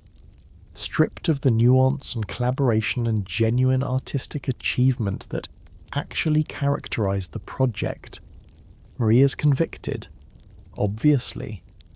The perfume expenses are barely mentioned in the final verdict. They're overshadowed by the treason charges, the false accusations, the political necessity of executing the former queen.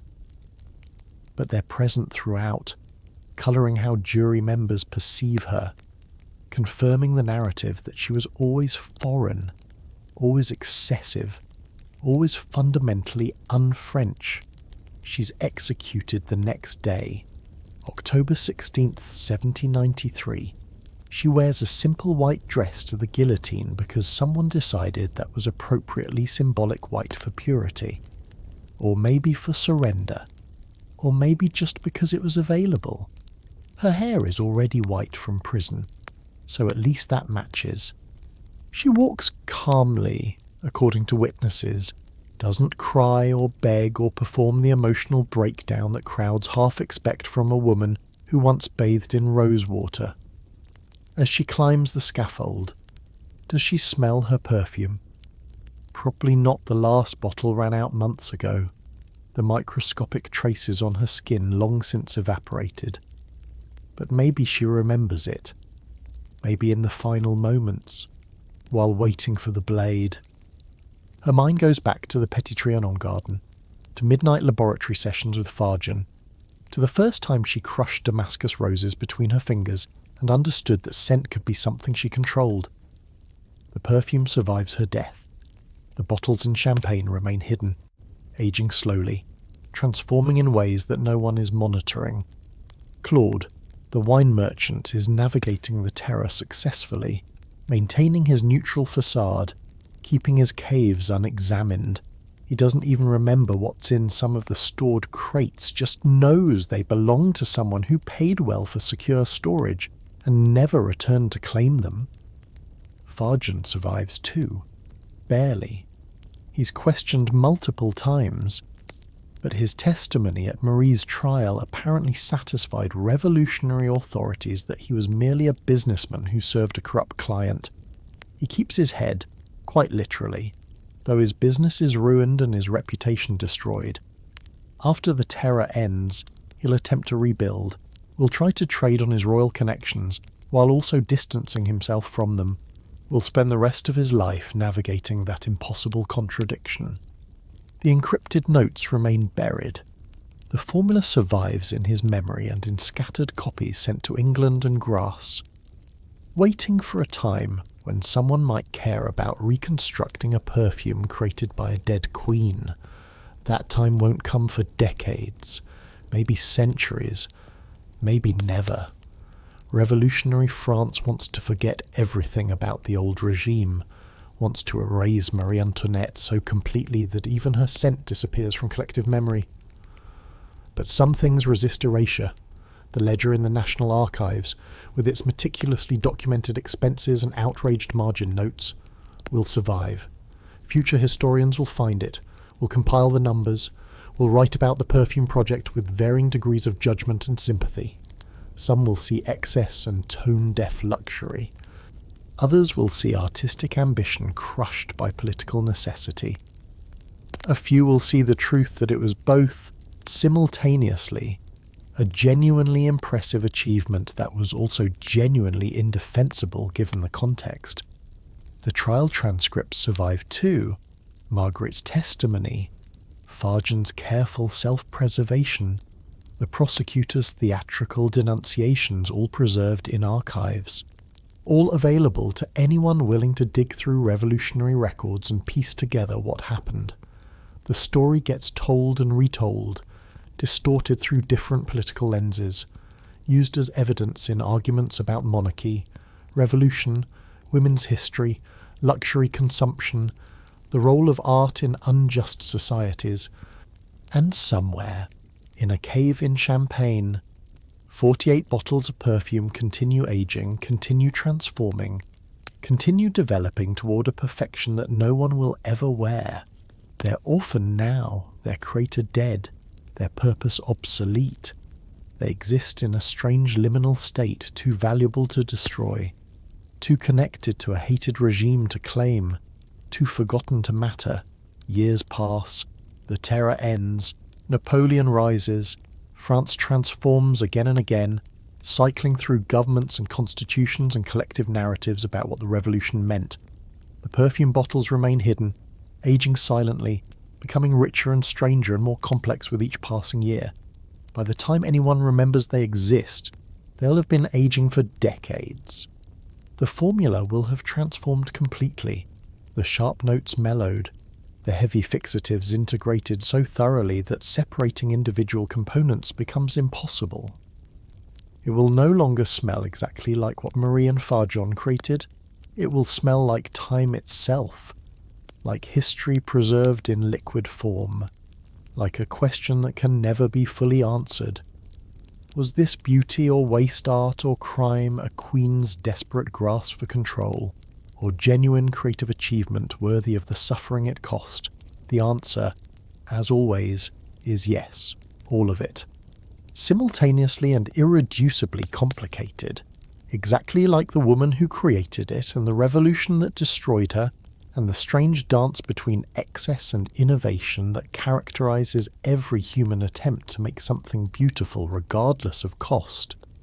You're standing in a Parisian perfume laboratory in 1892, exactly 99 years after Marie Antoinette's execution, and someone is trying to resurrect her perfume.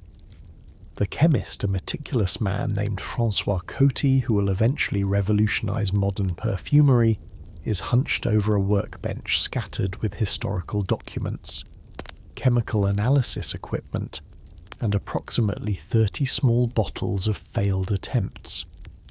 This reconstruction project started accidentally, the way most historical resurrections do. Coty was researching 18th century perfume techniques for completely different reasons when he encountered references to the Queen's rose perfume in archive documents. The descriptions were tantalizing, something about 7 different rose varieties, exotic fixatives, revolutionary blending methods. Most perfumers dismissed it as exaggerated legend, the kind of story that grows in the telling until it bears no relationship to reality. But Coty is obsessive in ways that remind you of Marie herself. He tracked down surviving servants' testimonies from the revolutionary trials. He found Fargen's encrypted notes, or rather, he found one copy of the encrypted notes in a private collection in Grasse, purchased from Fargen's grandson who needed money and didn't realize what he was selling. He spent 3 months breaking the code, discovering that philosophy meant Damascus rose and architecture meant centifolia and theology meant ambergris. The formula was there, complete, preserved through Fargen's paranoid security measures, every ratio, every technique, every detail of the 7-year process that created the most expensive perfume ever made. Coty could, theoretically, recreate it. The question is whether he should, and more importantly, why? Historians still argue whether the late 19th century fascination with Marie Antoinette represents genuine historical interest or nostalgic fantasy about the pre-revolutionary world. The French Third Republic is simultaneously celebrating Republican values and romanticising the monarchy it destroyed. Marie has been transformed from hated queen to tragic victim, her flaws softened by death and distance. The Perfume project, once evidence of her excess, is now evidence of her refined sensibility, her artistic soul, her victimization by a cruel revolution that couldn't appreciate beauty. This revision is partially propaganda conservatives use Marie as a weapon against Republican values, while Republicans use her as an example of monarchy's inevitable corruption. The truth, as usual, is buried under layers of political usefulness. But Coty isn't particularly political. He's interested in the perfume itself, in whether the formula actually worked or was just elaborate nonsense that happened to smell nice. Do you remember the violet leaf absolute problem? The way Marie and Fargen spent 3 years aging experimental batches. Coty is facing the same problem now. He's synthesized or sourced most of the other components modern extraction techniques make some processes easier, though he's trying to replicate original methods when possible. But violet leaf absolute remains difficult, and aging it properly requires patience that modern commerce doesn't reward. He's working on sample number 31 today. The previous 30 attempts were close but wrong in specific ways: too green, too sweet, too heavy, too sharp. The components fighting each other instead of integrating. He's adjusted the Damascus ratio slightly, reduced the oud by microscopic amounts, increased the aging time for the violet leaf base. The changes are tiny, almost invisible, but perfume is a precision art where tiny differences create completely different results. The sample develops on a test strip special absorbent paper that shows how the perfume opens and evolves. Coty watches it with the focused intensity of someone conducting a ritual.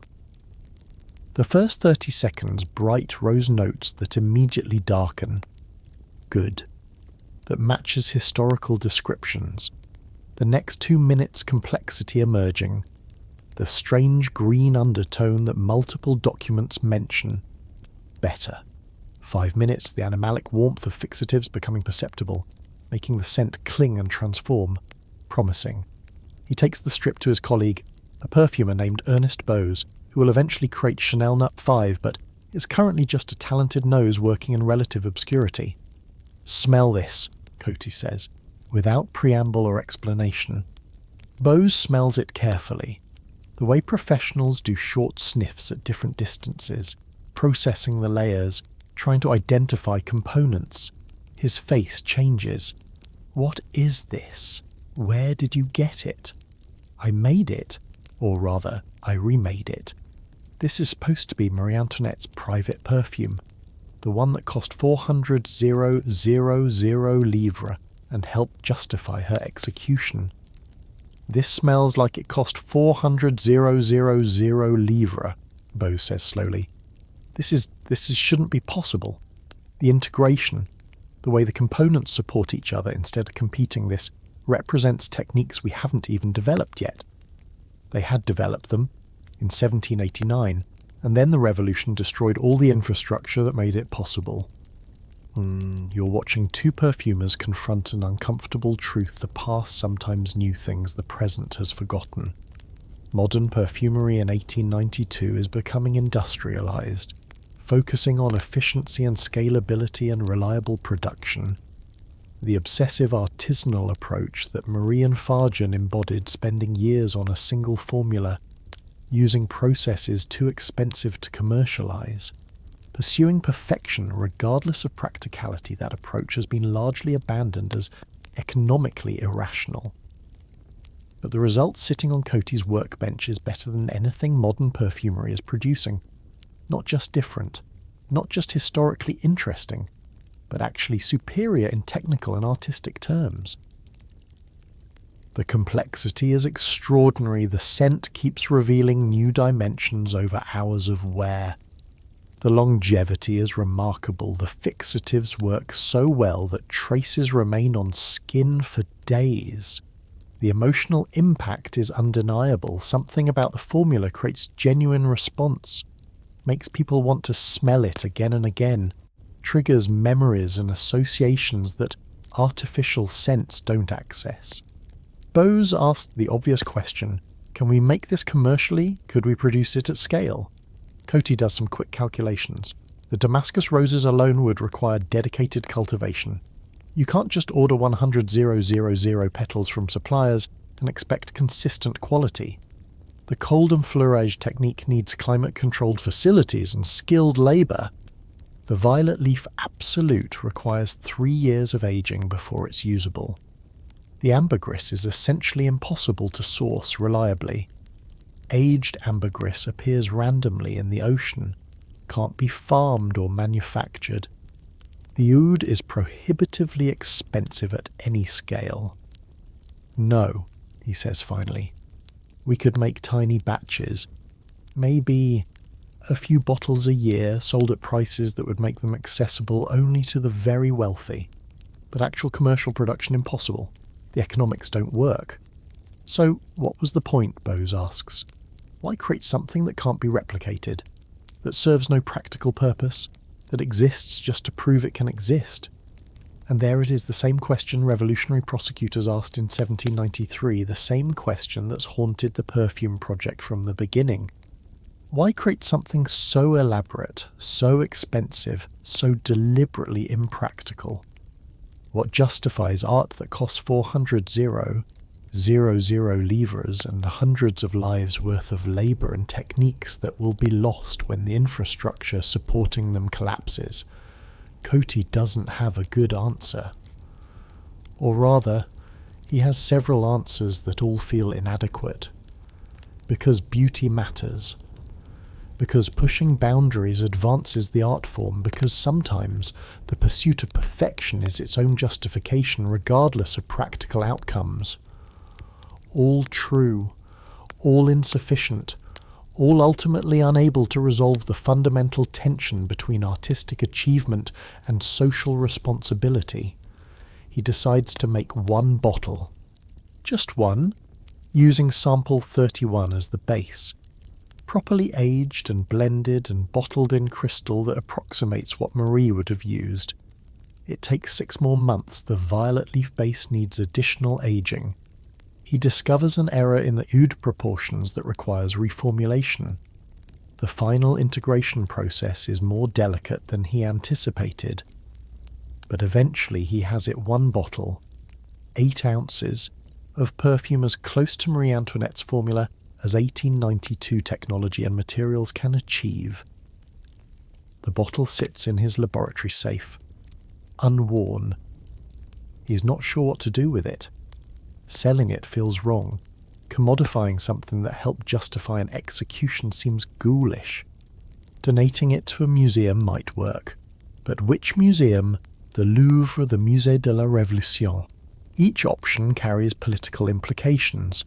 Keeping it feels hoarding, hiding history that maybe deserves to be shared. Occasionally he takes it out, removes the stopper, smells it carefully. And yes, it's extraordinary. Yes, it represents genuine innovation. Yes, Marie Antoinette and Jean-Louis Fargeon created something that modern perfumery, with all its technological advantages, struggles to replicate. The formula works, the art succeeds, the perfume is, objectively, as perfect as they believed it could be. But Coty can't smell it without thinking about the cost. Not just the 400,000 livres, but the human cost the servants whose labour was extracted, the political consequences that contributed to revolutionary violence. The way this perfume became symbol and weapon and evidence against the woman who created it. Every time he smells those Damascus roses, he smells revolution too. Every time the violet leaf absolute reveals its strange green complexity, he remembers that this complexity was purchased through processes that modern labour laws would prohibit. Do you remember when Marguerite testified at Marie's trial? When she said the perfume was beautiful but couldn't defend it as necessary? Coty is facing the same dilemma. the perfume is beautiful. The perfume is also evidence of a broken system where artistic achievement required exploitation, where beauty was built on structural inequality. Both things are true. Neither truth cancels the other out.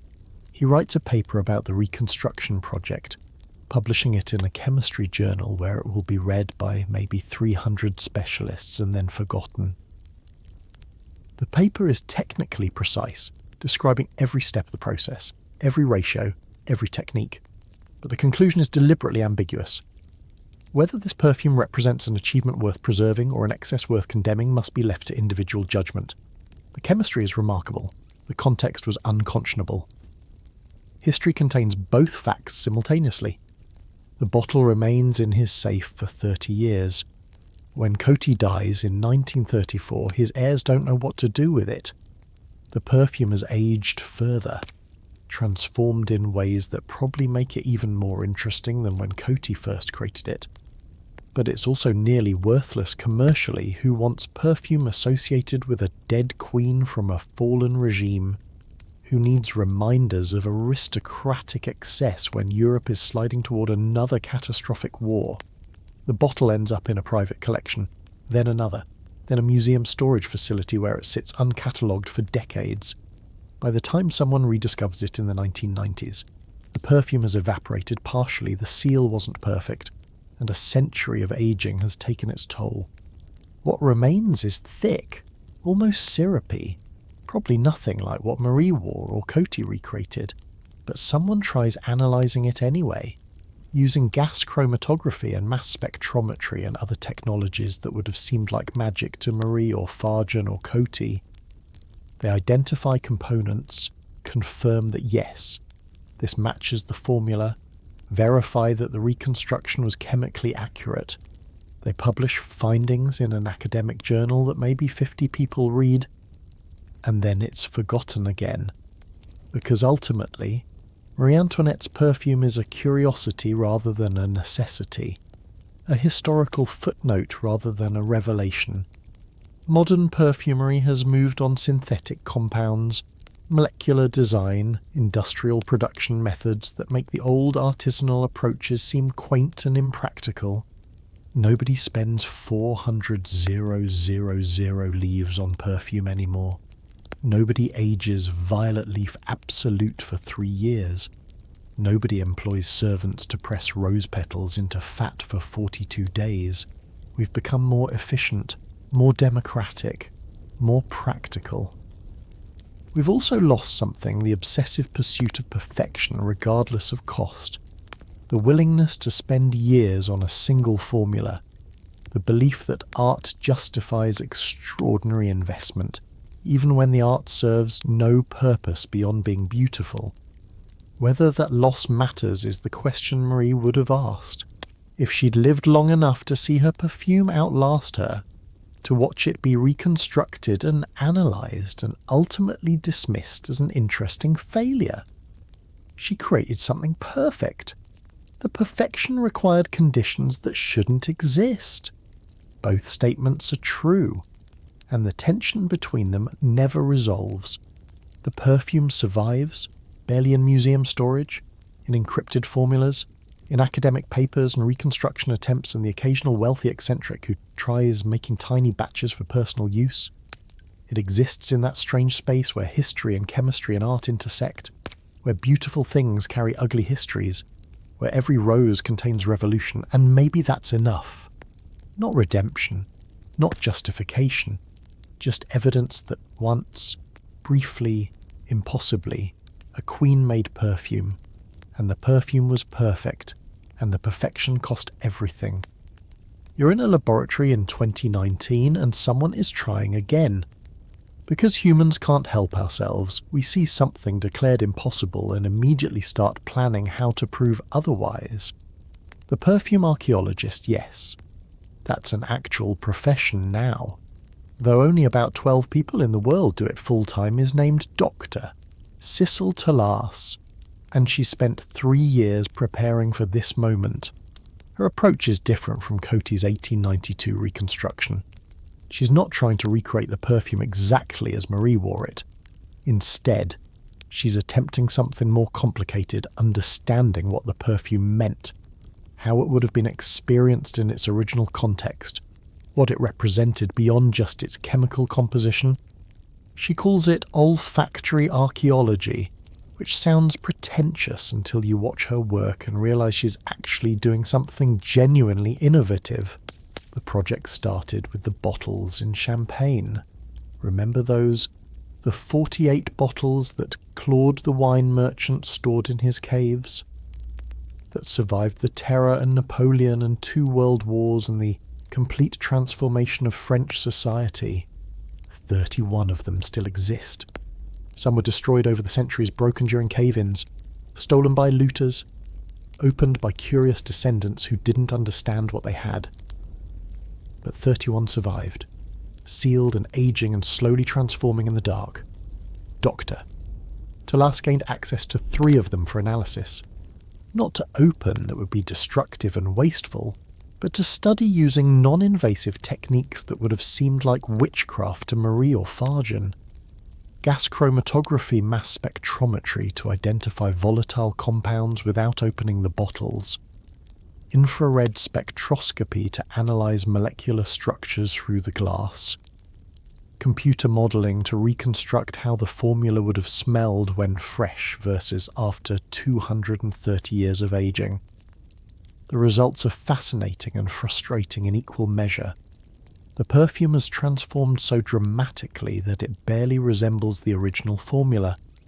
The light, volatile rose notes have mostly evaporated. Whatever was sharp and bright and immediate is gone. What remains is the base. The heavy fixatives and woody notes that weren't supposed to be the main event but have become the entire composition through survival of the slowest evaporating molecules. It smells, according to Dr. Talas's notes, like old wood and ocean and something that might be roses remembered rather than roses experienced. Like memory itself has a scent, and that scent is slightly sad and definitely complicated and impossibly rich in ways that make you want to keep smelling, even though what you're smelling is essentially decomposition, the slow transformation of beauty into something else. This is not a professional description. This is Dr. Talas at 3 a.m, writing in her personal journal after spending 12 hours analysing samples, letting herself be emotional about something that her scientific training says should be approached objectively. But objectivity is impossible when you're smelling a perfume created by a woman who was executed for creating it, aged by time into something she never intended, surviving against all odds and probability. Historians still argue whether Marie Antoinette would recognise her perfume if she could smell it now. The chemistry has changed so fundamentally that the answer is probably no. It's the same formula in the sense that it contains the same original molecules, but those molecules have rearranged, oxidised, integrated, and transformed. It's like asking whether a seed would recognise the tree it becomes. Technically related, functionally different, connected by process rather than appearance.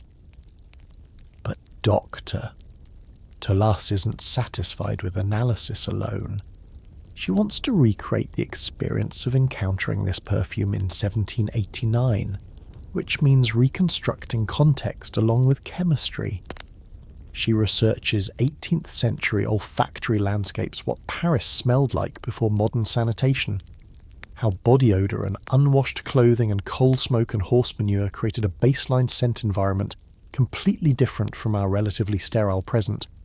She studies period documents about perfume application, how much women wore, how often they reapplied, what other scents they layered with it.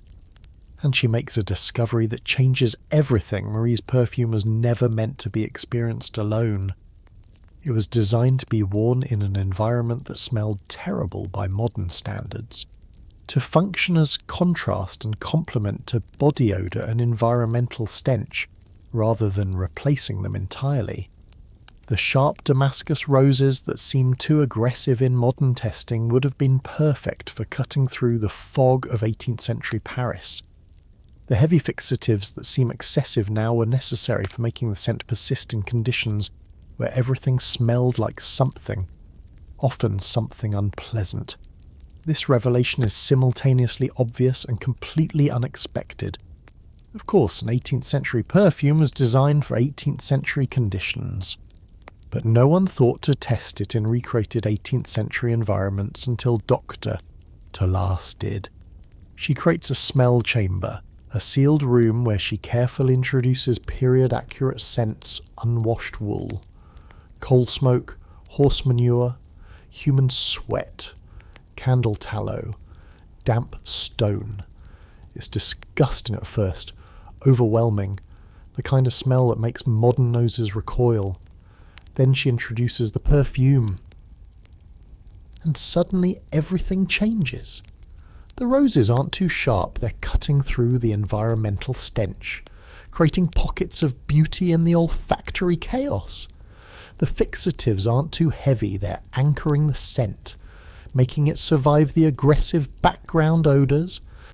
The violet leaf absolute isn't too strange, it's providing green freshness that makes the whole composition feel alive rather than artificial.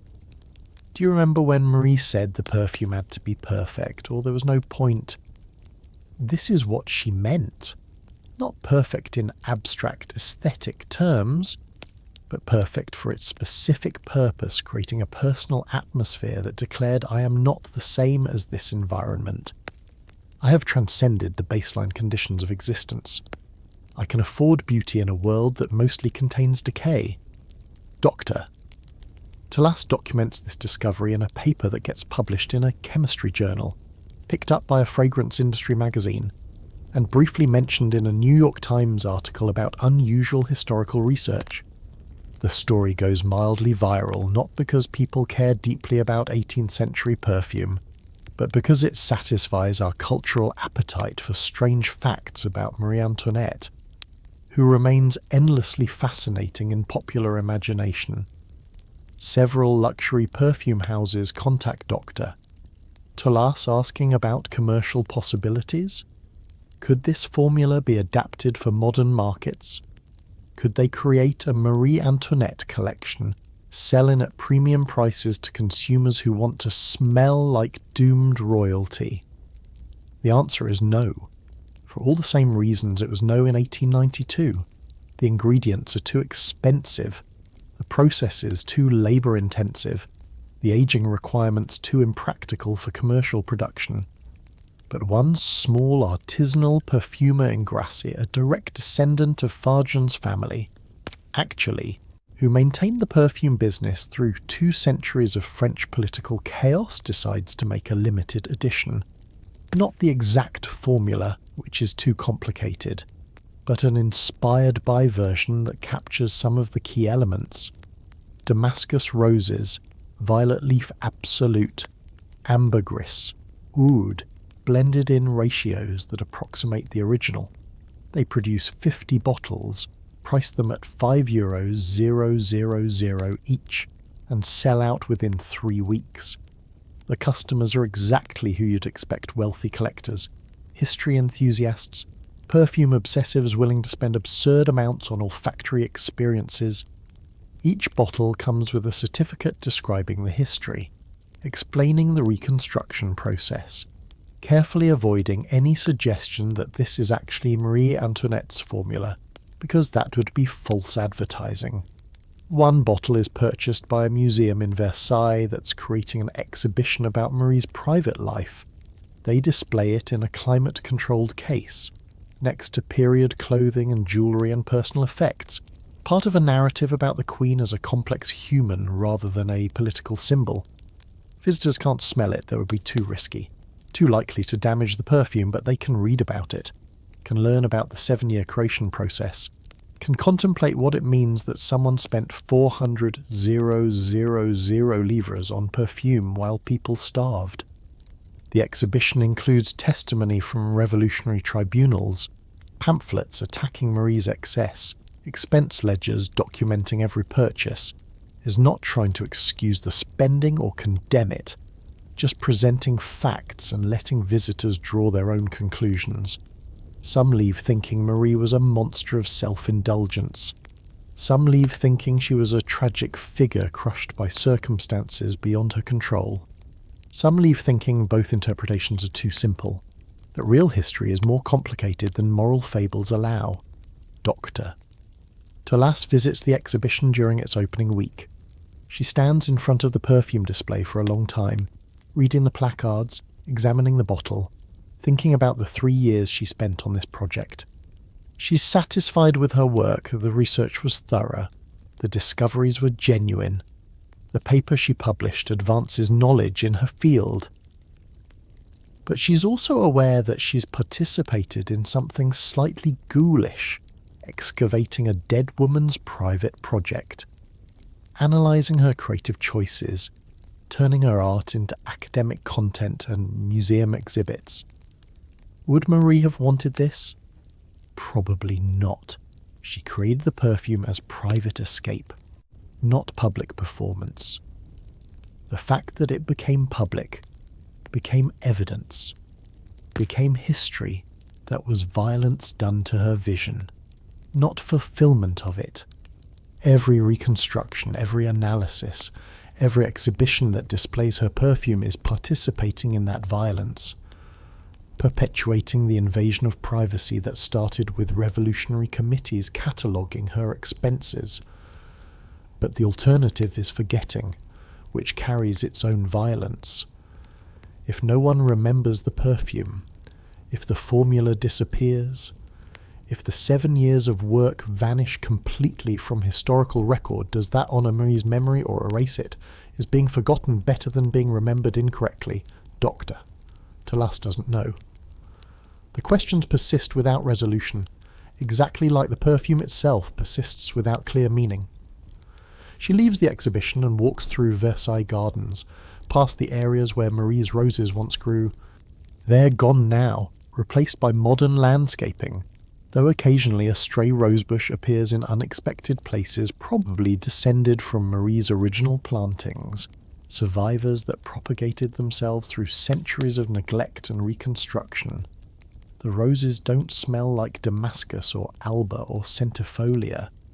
They smell like ordinary garden roses, pleasant and forgettable and completely unexceptional, which is probably for the best. The extraordinary roses, the ones that cost fortunes and required imported gardeners and sparked revolutionary outrage, those roses couldn't survive the world that replaced monarchy. They were too delicate, too expensive, too dependent on conditions that revolution destroyed. The ordinary roses survived precisely because they were ordinary, because they required nothing special, because they could persist through chaos without extraordinary support. There's a metaphor here about survival and compromise, about how extremes of perfection rarely outlast the conditions that created them. But Doctor, Tolas is too tired for metaphors. She's spent 3 years with Marie Antoinette's ghost, and she needs distance, needs to work on something less emotionally complicated. Maybe she'll analyse Viking-era brewing techniques next, or reconstruct the scent of ancient Egyptian embalming materials, something dead and safely historical, without the political charge that still clings to Marie's story. Back in the laboratory, the samples wait in cold storage. The chemical data is preserved digitally, backed up in multiple locations, theoretically permanent. The formula exists in encrypted files, in published papers, in museum databases. Future researchers can access everything Dr. Tolas learned, can verify her findings, can build on her work. But they can't smell it. Not really.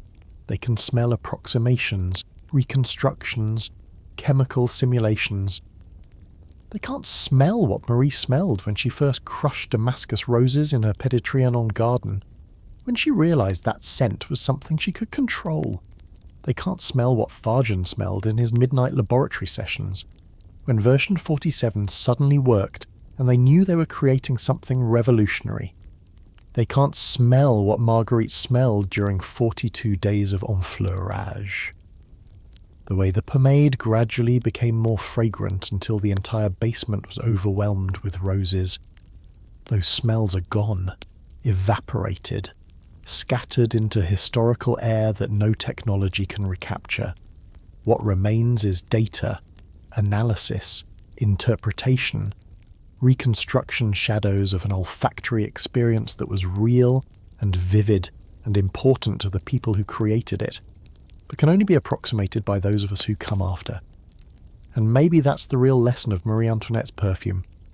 Not that beauty is worth any cost, not that art justifies exploitation, not that queens should or shouldn't spend 400,000 livres on personal projects, but that experience is irreplaceable, that the present can never fully access the past, that history is always partial and interpretive and incomplete, no matter how sophisticated our reconstruction techniques become.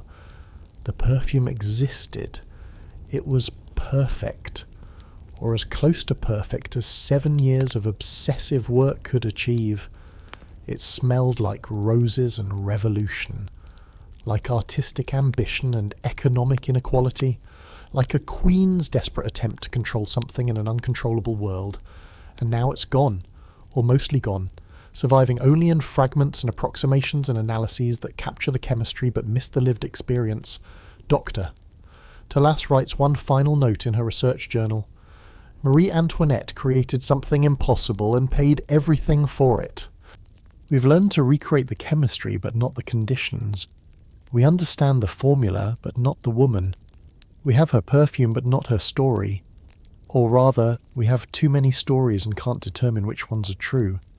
This is always how history works, preserving facts while losing meaning, keeping data while forgetting experience. The perfume was perfect. The perfection couldn't last. Both statements are true, and neither one explains enough. She closes the journal, locks the laboratory, goes home. Tomorrow she'll start the Viking brewing project. Tonight she just wants to sleep, to stop smelling roses that don't exist anymore, to rest from the exhausting work of trying to resurrect beauty that was always temporary, always doomed, always perfect in its impossible moment before everything collapsed. The perfume sits in the museum display, in the storage caves, in laboratories and private collections and chemical databases. It survives the way history survives, incompletely, controversially, never quite adding up to coherent meaning. And somewhere, maybe, Marie's ghost appreciates that. The perfume was never supposed to last forever. It was supposed to smell perfect for the moment you wore it, and then fade, and then be replaced with fresh application. She got her wish. In a way, the perfume faded. The moment ended. What remains is just traces, memories, approximations of something that was briefly, impossibly, exactly what she wanted it to be.